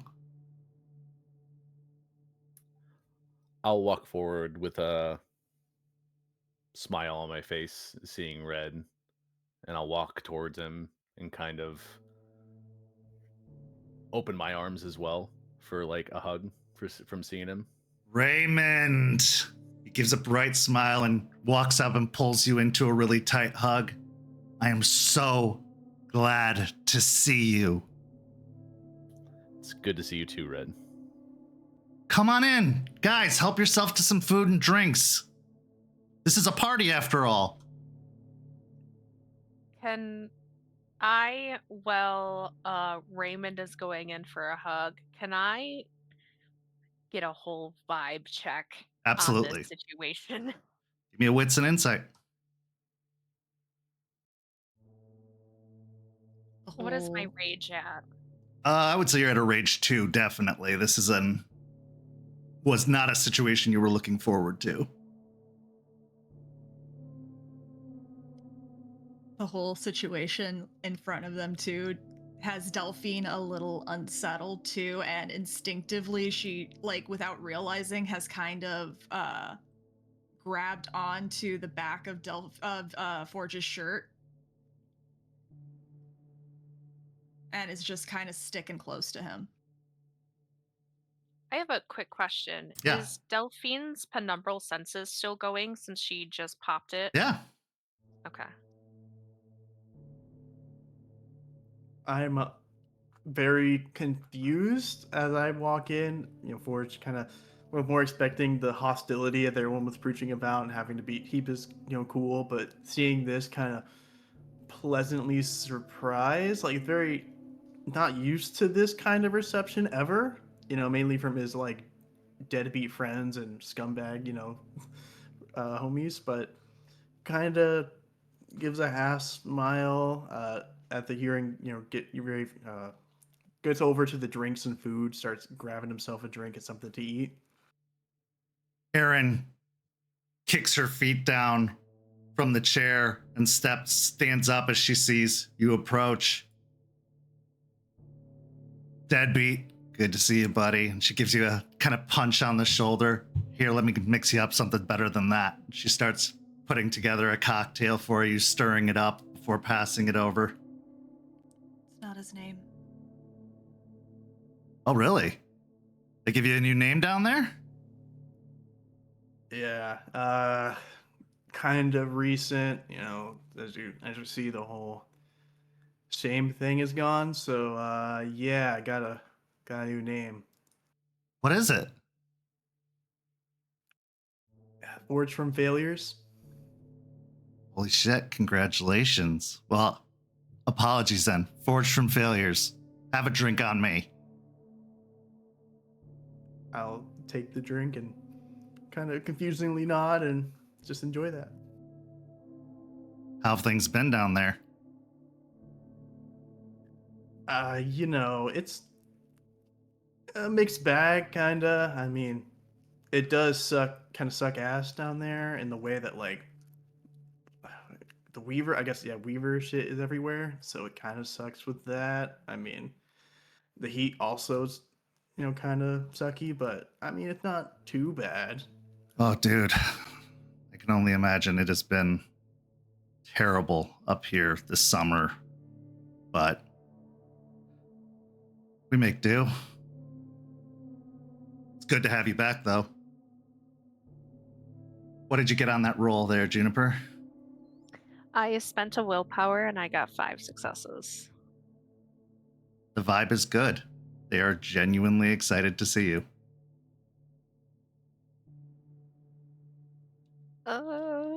Okay.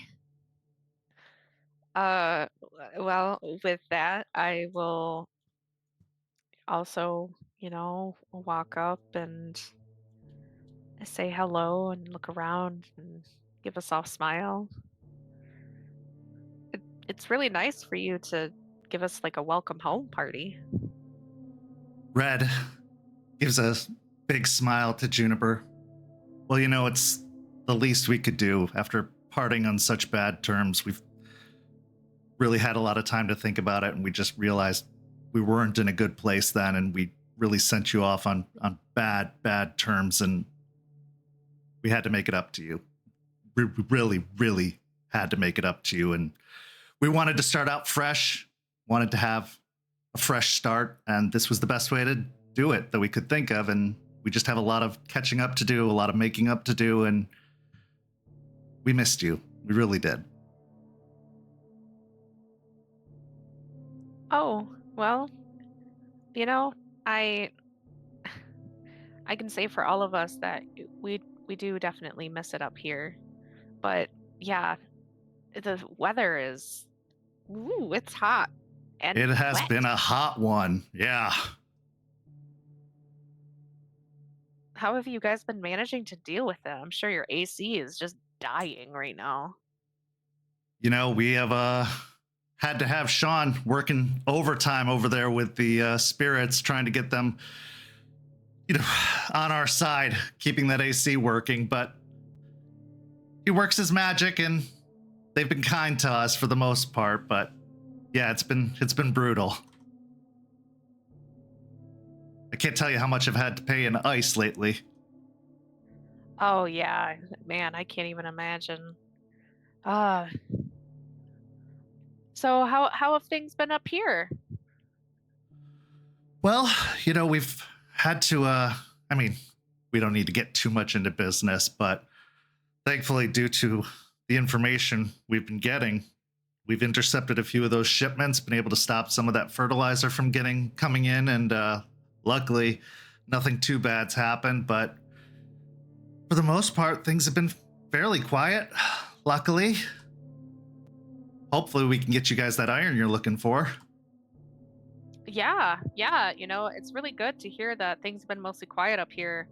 We probably intercepted that first bit of fertilizer just in time and stopped a whole catastrophe happening. You really did. I mean, if it wasn't for that information that you and Stakes found, we would have been way behind on this thing. Yeah. It's really good to know that things have been going well up here.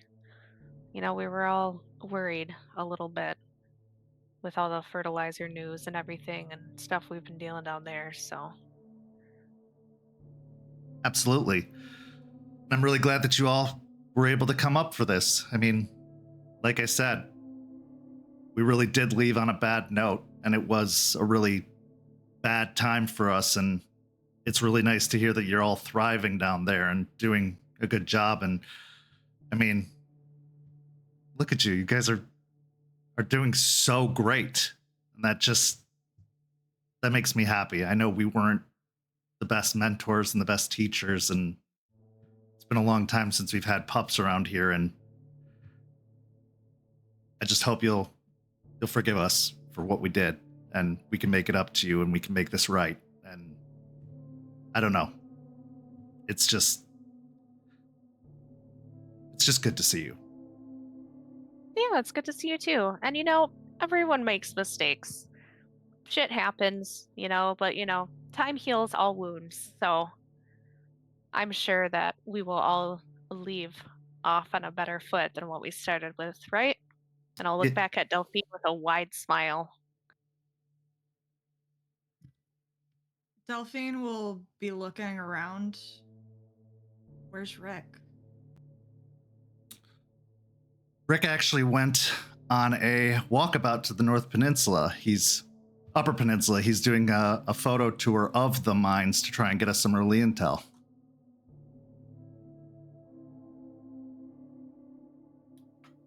Is that the first little expedition you guys have gone to see the mines, or have you been doing anything more like info gathering? Well, we made contact with the Wisconsin Sept. After we found out that that's where you're heading, we're trying to make contact with them. We also made contact with the Sept in Columbus to see if we can get some reinforcements from them to potentially aid us in getting the iron for you. So we're trying to get as many forces as possible to help make this thing happen as smoothly as possible. It's great to hear. I'm glad that it's not just going to be us trying to figure this all out. Having as many reinforcements as possible would be great. Well, it's a big mine. I mean, it's a huge operation. It's one of the largest iron mines in the country. And knowing that it has the connections that it has, if you know what I mean, we need to make sure that we come in armed for bear. I mean, we don't know what they have waiting for us up there, and we don't want to be caught unprepared and shorthanded. But again, guys, it's a party. This is all business. We'll have plenty of time to talk about that, but just know that we are doing our damnedest to make sure that we do right by you and do right by Tampa and make sure that we get this thing done, because we know the good work you're doing down there, and we know that it's going to benefit all of us. I like hearing that. I do like that. Time for party now. We can talk business later. There he is. I mean, I gotten better, but I still like to enjoy myself, have a little celebration. I mean, there's some clubs down in Tampa that are crazy, to be honest. I have Castle. Oh my God, it's wild there, but I haven't been able to go there as much lately. But Oh, you can Because, take the guy out of the party, but you can't take the party out of the guy. that's what I'm saying. You're on a good path here, Red. I'm already halfway there. Do you drink some food? I'm halfway there, man. Well, listen, it's been so much more boring around here without you. And did I hear you got a new name? I want to call you by the right name. Forged, is that what I heard? Yeah, Forge for short, like short version of that. Forge from failures. Just Well, that's a much thing. better name. It suits you. It really does. Yeah, it's just been doing that. Even also, got a pack with, Wolverine spirit. Recently, just things are looking up. Just saying. Oh, that Wolverine, he's scrappy. I put up a pretty good fight. Well, maybe you and I can have a spar at some point. I'd love to see what you've learned since you've been down there.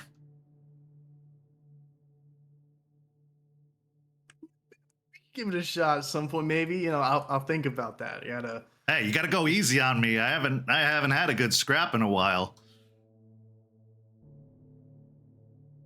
Actually, like give a smile to that, as I feel like, man, finally they're understanding my worth and like knowing that I was a good, pretty cool badass. So I'm kind of like enjoying myself now, smiling, enjoying more of the food.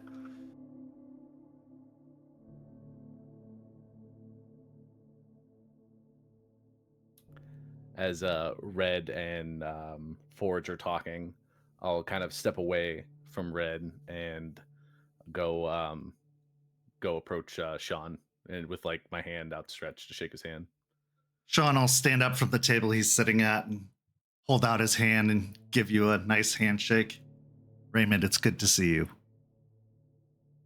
It's good to see you as well, Sean. How have you been doing up here? Well, we had some tough times over the winter, but luckily spring was very fruitful and the spirits have been kind. It's good to hear. just wanted to say I appreciate the advice that I got from you last time. Yes, and I appreciate you as well. I appreciate everything you've had to say, and I appreciate the information you've been giving. And I want you to know that your words mean a lot. They are very eye-opening, and, well, I think you're doing good work. And I think that with old age, we get set in our ways.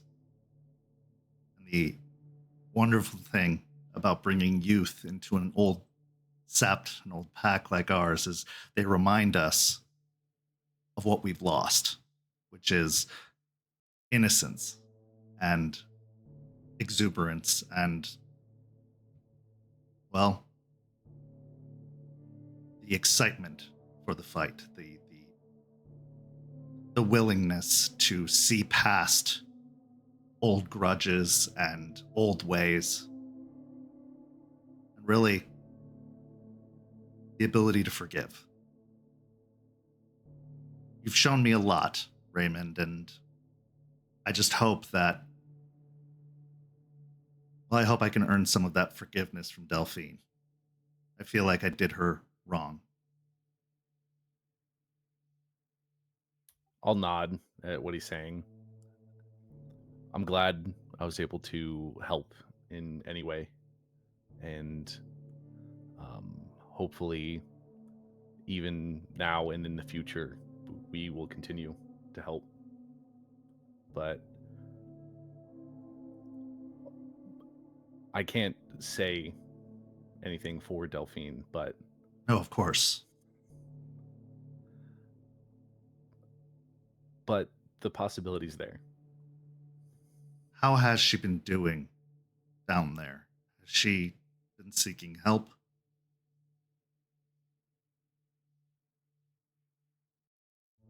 She's been doing good. She's been doing better. It's been a struggle. That's as much as I can say. I feel like I owe her an apology. There was a shift after she left. I noticed it in the spirits. Something changed. After the departure of your pack, we felt like something dissipated. And I started to notice a clearing, an absence. And it made me realize that I might have been wrong. Wrong about what she had been saying all along. And I fear I may have done more damage than good. And I fear I owe her more apologies than I can ever give. I fear I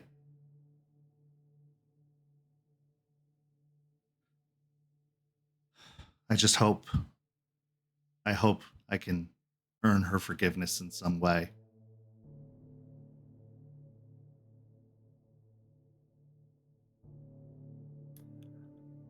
I'll kind of reach out and kind of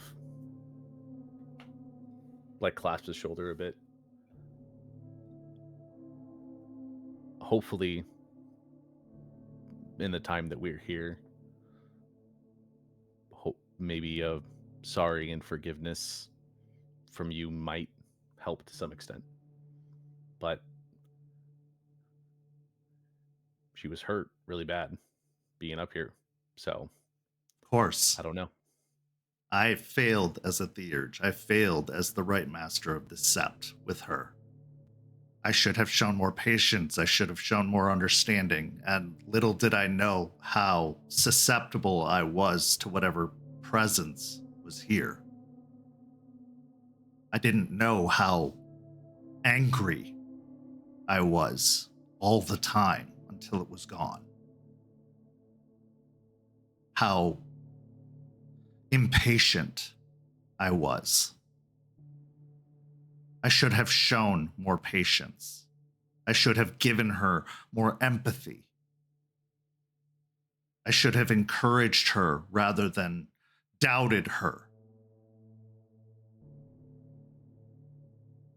I hope, and please, if this is asking too much, tell me so. I hope perhaps you could put in a good word with her, that I would love to speak with her and express my apologies in person, one-on-one, if she's willing. You could be present as her pack leader so she could feel secure, but I would love to have the opportunity to speak with her and express my apologies, because I owe her that much at the very least.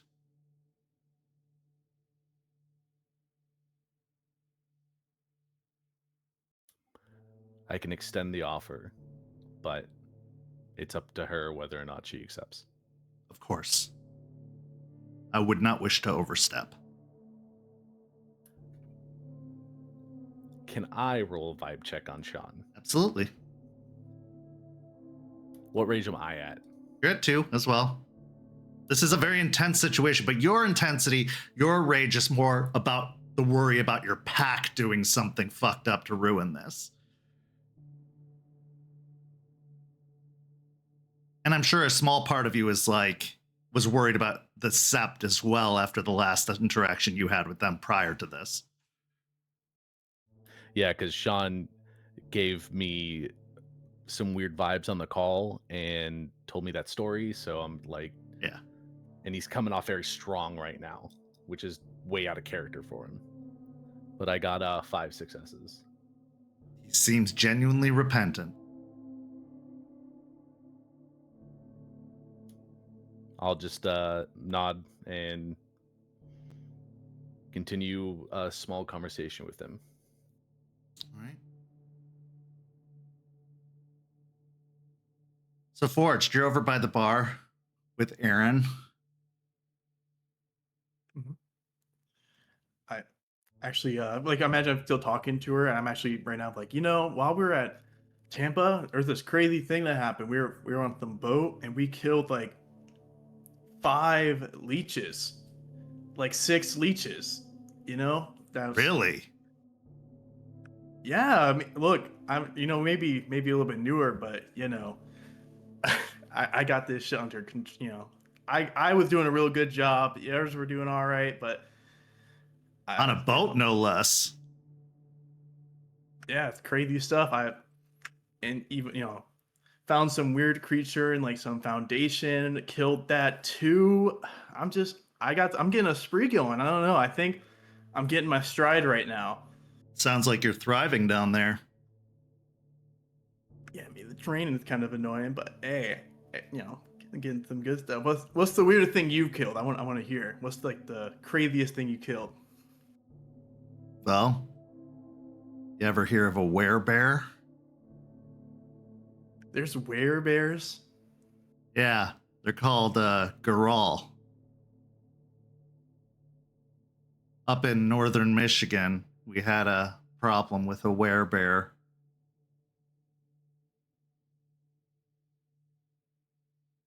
You're not fucking with me, right? That just sounds like you added all to Garou. No, that's a very real thing. They're big and they're very, very tough. Shit, man, I've never seen any. I didn't know there's other kinds of us out there. Now I've got to find the next bigger thing to beat up. Oh, sure, there's werebears, weregators. I've even heard stories of werebats. God, if there's a weregator, I'm sure we're gonna find one down in Florida. I'm telling you. I mean, I've seen gators all over the places. I'm sure maybe a quarter of them are actually weregators. Well, let me tell you, I've only heard of stories of weregators, but from what I've heard, when they get really mean, it's almost like fighting a dinosaur. Damn. I mean, aren't they part dinosaur? That's what they say. So be careful if you run into one of those. That might be the end of the story for you. But from the sounds of it, you're doing just fine. So maybe I'm Maybe I'm out of my depth here. Hold on. Delphine. Have you seen any like weregators down there? Was your like spirit stuff? Delphine will just look up at Deadbeat and just shake her head. No. Damn. I mean, you've seen some crazy stuff there though, right? Just normal spirit stuff. Man, she talked to a spirit of the boat. It was crazy. Spirit of the boat. No, it was a pattern spider. Talk to it? I heard they're not very good conversationalists. Usually ones and zeros are beeps and boops. Yeah, that was pretty much it. You all right, Delphine? Just tired. It was a long drive. You want some coffee? We got coffee over here. No, I'm fine with, and she'll just grab a bottle of water. Fine with this.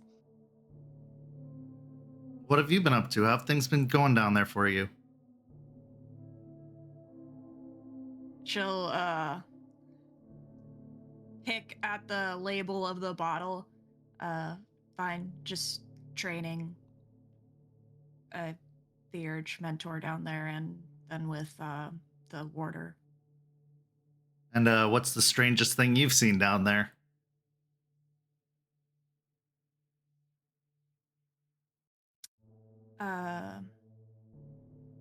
Big pattern spider. Big pattern spider. Yeah, just a really big one in the city. That would be strange. Can't say I've seen anything like that before. Yeah, it's all woods out here and wild, so the Weaver stuff is still weird for me. How big is like big?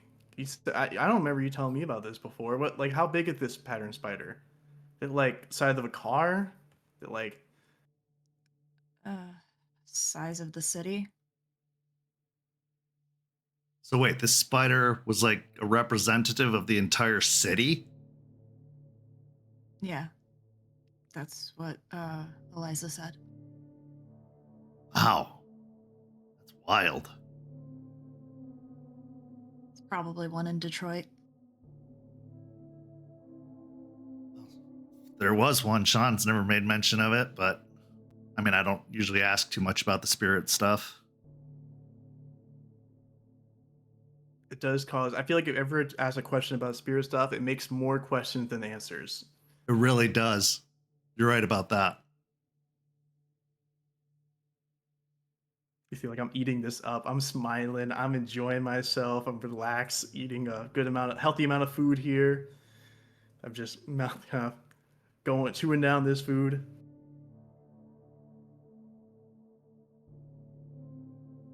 Hey, like Juniper, didn't you like fight some crazy shit too? Like some cool stuff? Oh wait, never mind. You did it. Mm-hmm. Totally didn't save your ass on the boat. Definitely didn't do anything like that, huh? And I just kind of chuckle and go back to looking at the food, but not actually eating anything. Well, I know you guys just got into town, but I want you to know we actually set aside a house for you to stay at while you're here if you were interested. We had a place that recently went up for rent and thought you'd want someplace a little more comfortable than some of the rundown motels around here. So if you were interested, it's all yours, but we totally understand after everything you've been through up here if you would rather make other accommodations, but it is yours if you need a place to stay. Does it have AC? It does. I said we gotta take this, guys.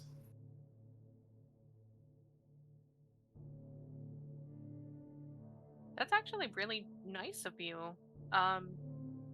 Ray, what do you think? From across the room, What? Sorry, I was having. I'll kind of excuse myself from Sean and kind of walk over to join the conversation. Oh, they have a house for us to use. Yeah, I was just letting them know there was a place that went up for rent in town, and we got the rent on it, knowing that you were coming into town. So we thought if you needed a place to stay while you were here, we rented it out for a month. Figured you might as well stay there instead of having to get yourselves a motel or anything while you were in town. But we understood if you didn't want to take us up on it after everything that happened, but the offer's there. We appreciate it. We'll talk to see if so that's something we will decide on.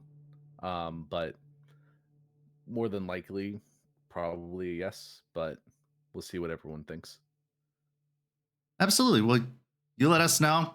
I assume you guys are going to be here for a little while as we get this whole thing arranged and set up. But yeah, you let us know what's happening. And obviously, we're not going to get too deep into the details of business tonight. We just want you to settle in, enjoy yourselves, have a few drinks, get some food in you. I know the road is rough from here to Florida, but just get settled in, and we'll meet up over the next couple of days and talk logistics and details, and then we'll get this deal struck and get things figured out. Sounds good. Appreciate it, Aaron. So as Red goes over and puts a few coins in the jukebox and turns on some music, you enjoy some food and some drinks and some lively conversation. And the evening continues until a certain point where it seems like the evening's starting to wind down. Forged, you get nice and litty, having several drinks and sharing stories with Aaron, going back and forth about your pursuits, mostly you talking about your exploits in Tampa, whether it's your nights out at the club. She definitely indulges you throughout the evening, hearing about all of your fun exploits, just really letting you tell your stories, even if they are over exaggerated, letting you just go on and on and on. Sean gives Delphine space, just giving smiles anytime she looks over in his direction, but definitely doesn't approach, doesn't press anything. Is there anything anyone else would like to do this evening before the evening comes to a close?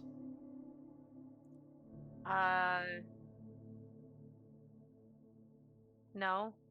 I'm just keeping on the mask. I do make a point not to eat the food, though, Huh? or really drink anything. Because even though, this is all seemingly genuine, there's just something very suspicious about all of this, so Okay. I'm too nervous. So as the evening wraps up, Red gathers everyone together. Well, I just want to say it's really good to see you all again. I look forward to meeting with you over the next few days.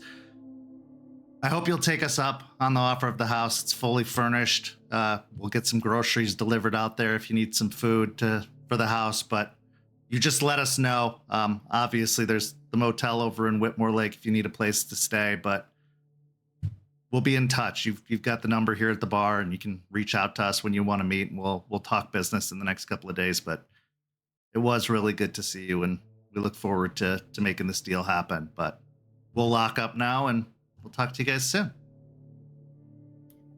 Thanks, Red. I appreciate it. Yeah, let's get together and hopefully- talk, you and I, soon. We got to talk leader business. He gives a big smile. I'll chuckle a little bit. Sounds good. I actually wanted to speak to you one-on-one too, so. Sounds great.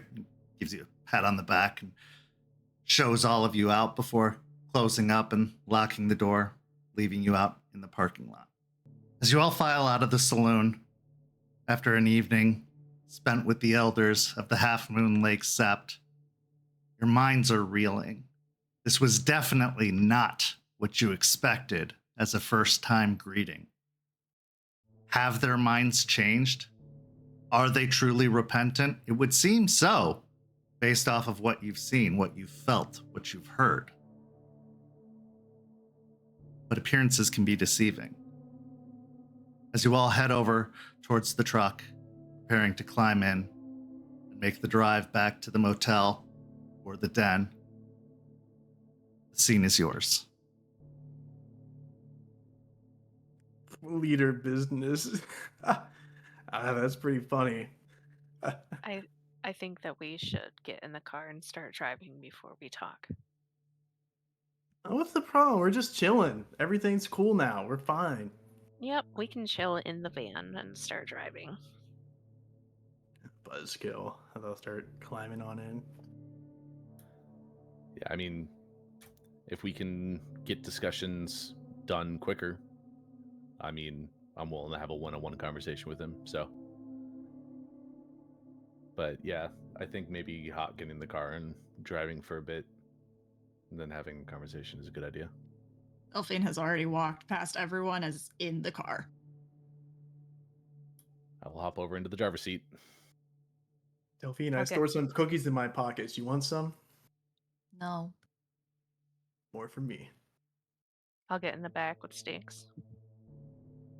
You all climb into the vehicle and start up the engine, pulling out of the gravel parking lot. You get onto the roads, and it's getting dark out at this point. Taking the winding roads, you remember just how treacherous it is out here with the lack of street lamps. But driving slowly and carefully along the back roads, heading out towards Whitmore Lake, where you know Rory is securing the motel rooms. You get a good distance away. It's about a half-hour to 40-minute drive from Whitmore Lake to where you're going. You get about 15 minutes or so away before you feel absolutely confident that you won't be bothered or heard. That's when you can begin your conversation. Okay, so was it just me, or despite that all seemingly being genuine, did that just all seem weird as fuck? Am I the only person that's just totally on edge from all of that? No. It was definitely unexpected. I did not expect a whole welcome home party when we walked through those doors, but it seemed like they were honestly happy to see us and have us be back. Delphine just scoffs. I'll pull out a beer that I stowed away in my pockets as I was leaving. As I open it up and start taking some sips, I'll say, I mean, why are we looking to gift horse to the mouse? I mean, we can... I've got free food, free drinks, free housing. Shit, we use the money that we were supposed to use for the housing on some other shit, like DoorDash. They were literally saying they wanted to retry me a couple weeks ago. You don't go from that to that, whatever the fuck that was, in a couple of weeks. No, I agree. Maybe Fender's Like I- fucking off made them feel better. According to who?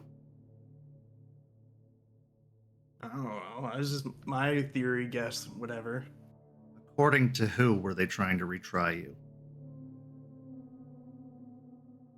That was what I was told by Aspen when I was getting the details for this mission. By Aspen, not by Red. Yes. That's true. She could have been lying. Stake Or shrugs. misunderstood.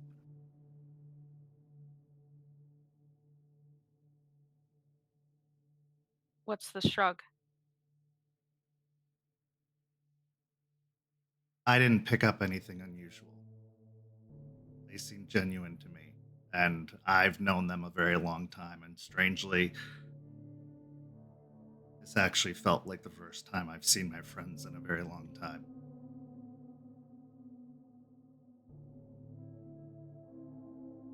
There's a possibility that they, over the months, have actually come to be a little bit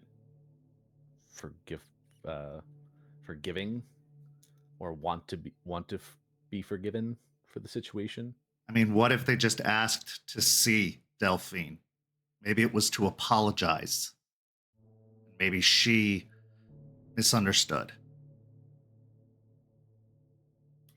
That's a possibility. Yeah. It didn't seem that way when we were having the conversation, but I was trying to absorb all the information about the mission that I didn't fully pay attention. That's on me. But the small conversation I had with Sean, he seemed like he wanted to reach out to you, Delphine. No. All I said was that I would ask. Man, why are you so wound up about this? Aren't we supposed to be like integrating and getting good with them? I thought that was the whole point of this shit. Because I'm not comfortable here. Out of all of us, I'm the one who wanted to come here the least. And I don't buy it. I don't trust it.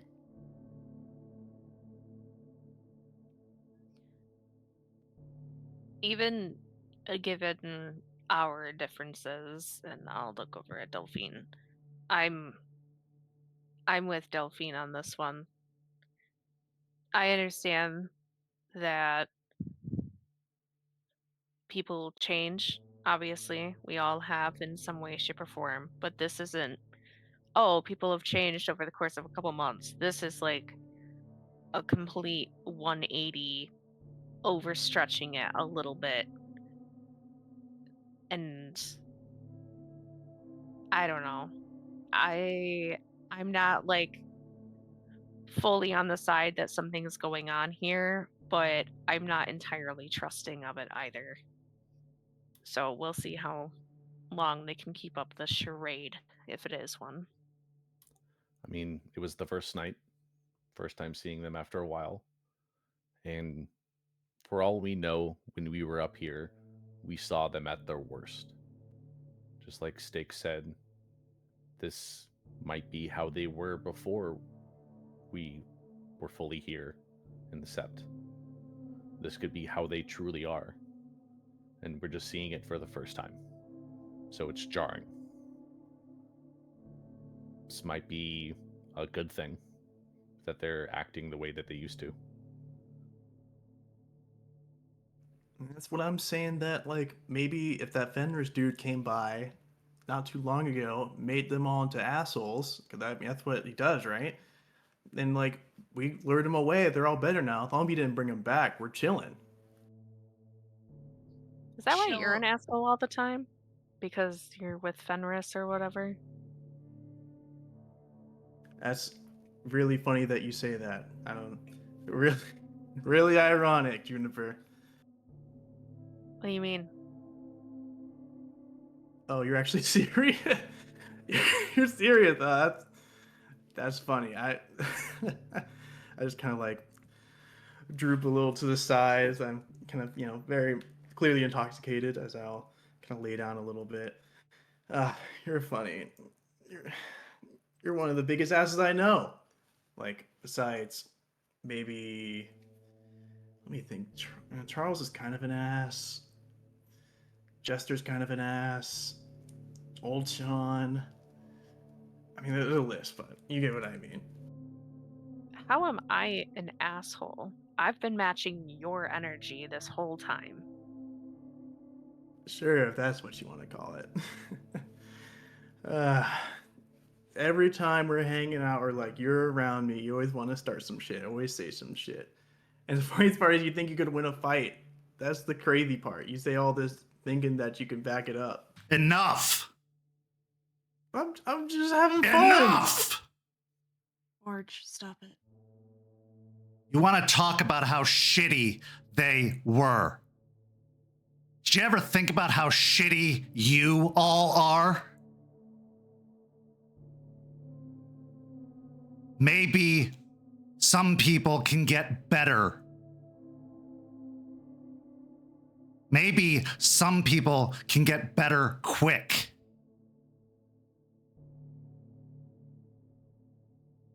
Maybe you're projecting the fact that you aren't getting better fast on them. Maybe it's time to look in the fucking mirror. And maybe your suspicions should be about yourselves. Just because they were willing to welcome you back. Yeah, Forged, you fucked up. You earned that right of shame. So did you, Delphine. Was it for a good reason? Who gives a shit? You did something wrong.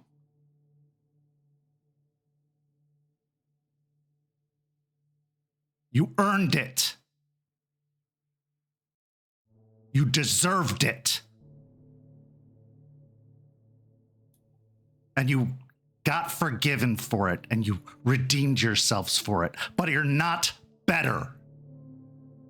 You're not better than them. You're not better than each other.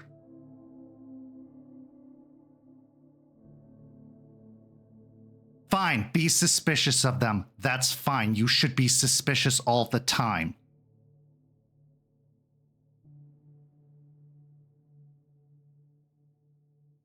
But enough of this. Enough of the infighting. Enough of the judgment. That's enough. We're here for a job. Let's do the job and let's go home. That's my pack.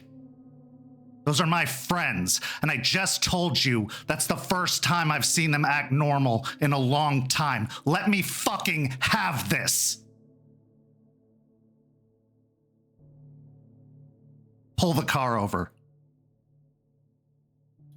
I will immediately pull the car over.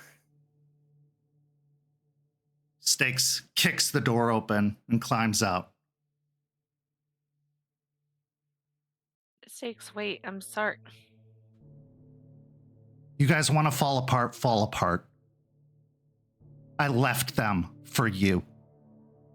And I would do it again because I believe you have something worth saving. But if you don't believe it, don't drag me down with you. She slams the door shut and turns into lupus form and runs off into the woods. I'm just kind of like dejectedly sitting, the drink kind of like probably spilled in the back seat, just ignoring it as I look out kind of sheepishly and look over to Juniper. Fuck. Look, man, I didn't mean for this shit to happen. Fuck. I'm sorry, man. Fuck. I just kind of like lean back in my head on the side of the car with the van. You just see a very hollowed-eyed husk of a person as I inwardly spiral over what just happened. We just had this conversation, Forge. I mean, I know you're drunk, but that doesn't excuse it. Look, man, I don't know. I already said I'm sorry, man. I don't know what more you want me to say. I felt, I don't know, feeling pretty great, pretty gassed up. I understand, but remember, there's a time and place, and you need to know and learn when to control what you say. Because unfortunately, this is not the first time this has happened with you and your comments.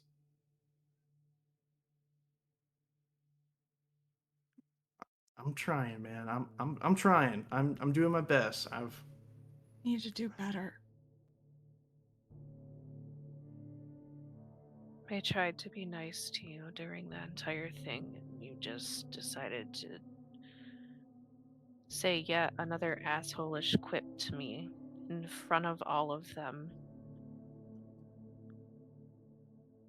That's why I made the statement that I did. I'm not just trying to be an asshole to you, Forge.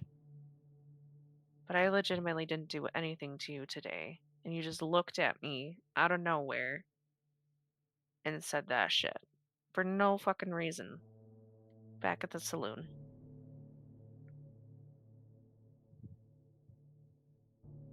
I was just trying to mess around, man. It I doesn't feel like wasn't you. thinking. It doesn't feel like you mess around. It legitimately hurts. And yeah, my natural instinct is to clap back, but it just hurts. It's not funny. It's not fun. You're just hurting yourself and you're hurting us too.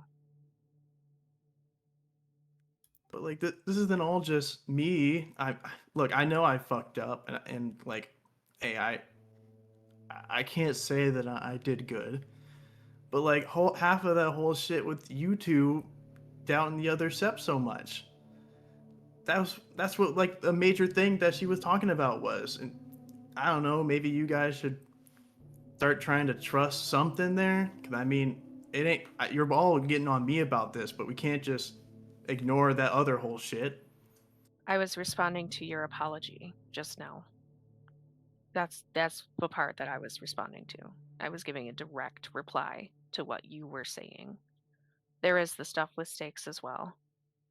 But my response was a direct response to your apology. But yeah, we were very insensitive about stakes just now. And I didn't even realize it until it was too late.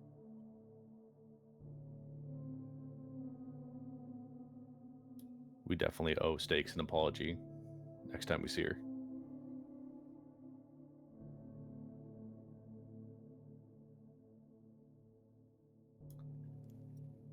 Feels like all I do lately is saying sorry to people. I need to get better at it. I'm sure you will. With that, I'll put the car back in drive and start driving again. Is it possible to make a insight check on the whole outburst from Stakes? Because Sure. I know that it's all like she's reacting to us talking bad about her pack, but I felt very emotionally charged for Stakes out of everything that we've seen. I'll let you retroactively. Yeah, go ahead. Okay. Wits and insight.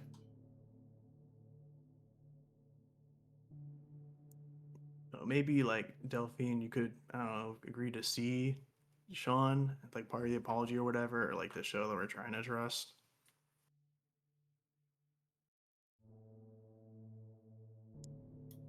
Delphine is just staring down at her lap. I don't have the energy right now. Forge. I don't have it in me to deal with this right now. It's all too much at once, and I don't know how much more I can take.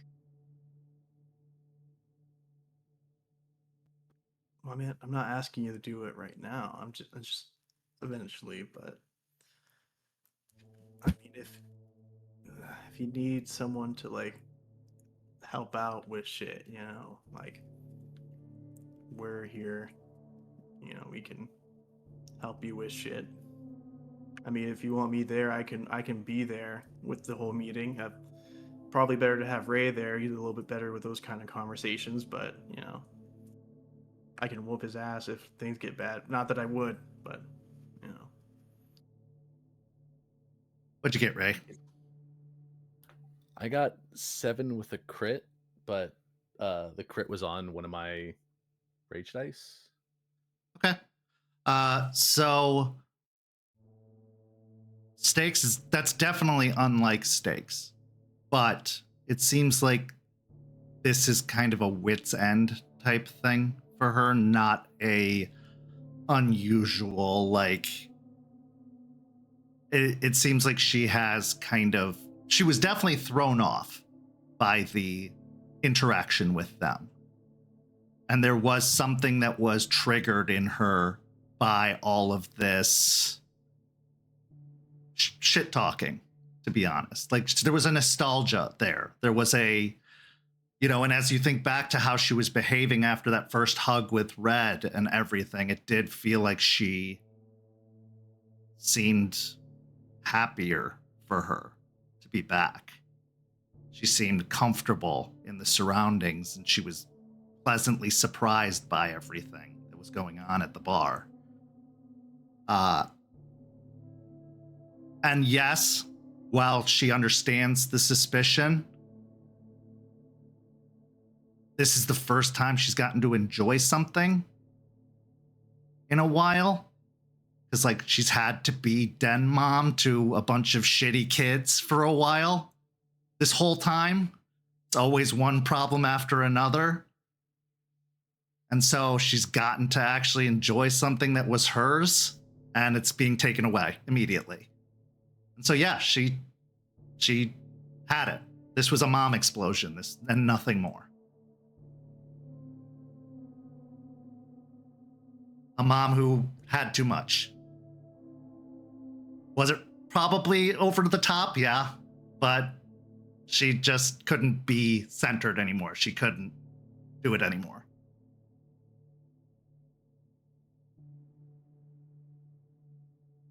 Gotcha. I think Steak's gonna stay mad at us. Probably.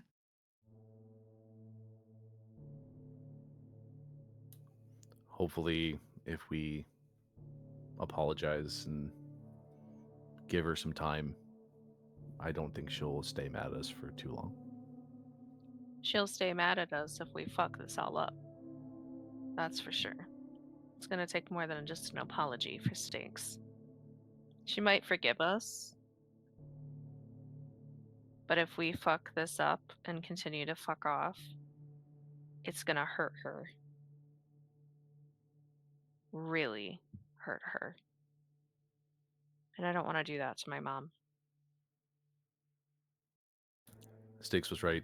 This is a job that we're doing. This is a mission that we have to accomplish. So we need to buckle down and start paying attention a little bit more to what we're saying and what we're doing. So no more enjoying drinks and nice little parties. I'm not saying that. I mean, if they're going to be throwing little, parties, little happy get-togethers, I mean, we can enjoy them with them. But if we have suspicions, if we have things we want to talk about, let's try to maybe talk about them without Stakes. That way we don't anger her. Because we're allowed to have our suspicions, but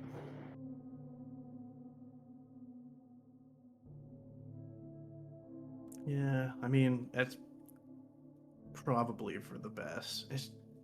It just feels like finally they're like, I got some people that actually, at least Garu, that are actually chill with me and like see me as the badass that I am. Aaron's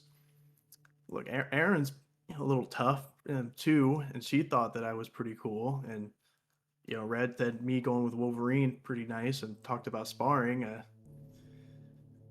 Just sucked. Finally get a group of people that actually seem like they treat me with respect and shit. Apparently are like good. And they, apparently might be bad, evil people for doing it for, other reasons. The Sept back in Tampa respect you, right?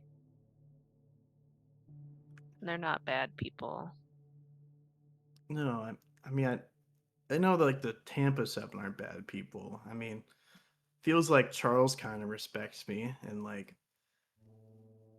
maybe Aspen. I don't think Jester or Lucas do. So kind of sucks. It feels like these guys are really pretty chill now, and that might not be.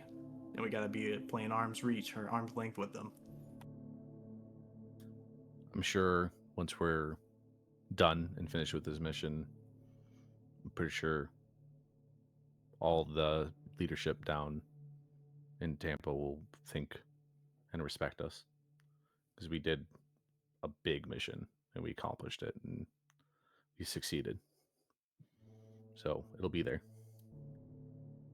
And it's like I said, like we just got here and they seemingly have pulled a complete 180 and overstretched it. So if this is really who they are, this is what they're gonna be throughout our entire time here and working things out. If it's genuine, this is how it's gonna be. And that suspicion will go away. It's just, as everybody has been hammering into us, first impressions are everything. And this was just a shock. It's natural for us to be suspicious of it. Like Stakes was saying, doesn't necessarily mean that they're actually bad people or that something's wrong. Maybe they did change. Maybe she's right. I'm just not going to instantly believe it. Doesn't mean you don't have to.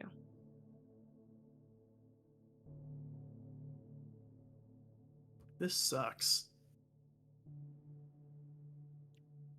What sucks? Being super drunk and having a deep conversation with your pack? Just everything about this sucks. It's our life now. It just sucks. And hopefully down the line it will suck less. I just start pulling the cookies out of my pocket, the crumbled up cookies, and just eating them. And I just sit there and mope. As the pack continues the rest of the drive, the motel, in silence, this is where our story comes to a close, but not without one last scene. Our scene takes us back to the Hell Saloon. We're outside in the parking lot, where the lights shine in pools of light.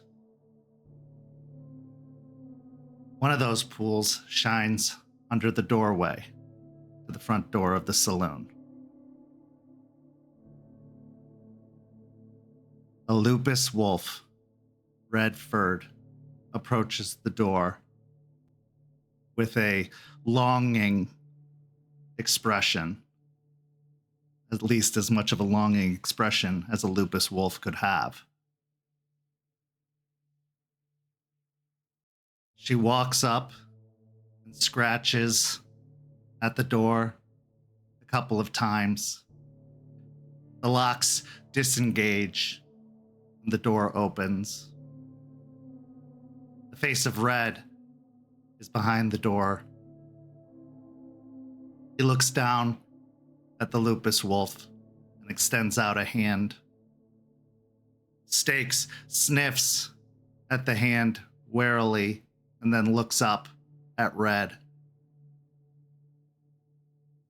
He says, "I know, old girl. You've had a hard time. Why don't you come in and get some rest?" She lets out a soft whine, and he gives her a scratch behind the ears as she slowly lopes her way in, and he closes the door behind her. As we pull away from the building,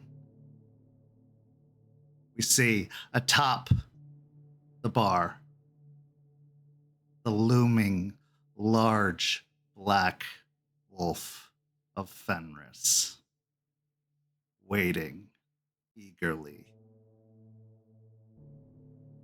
And this is where our story comes to a close. Thank you so much to these amazing players. Thank you to everyone watching at home. Go follow St. Pete by Night on all of the social media listed in the description, and go follow or go join our community by following that Discord link down below. We have activities happening all month long, and we have some tables starting up soon. So if you want to jump in to the world of darkness head first, hop into that Discord, sign up for one of those tables, and get involved in the world of darkness yourself. We have another episode of Hellhounds next Friday here on YouTube, and you can see Rage Across Tampa, the sister show, over on Twitch at 10 p.m. on Tuesdays. So go check it out.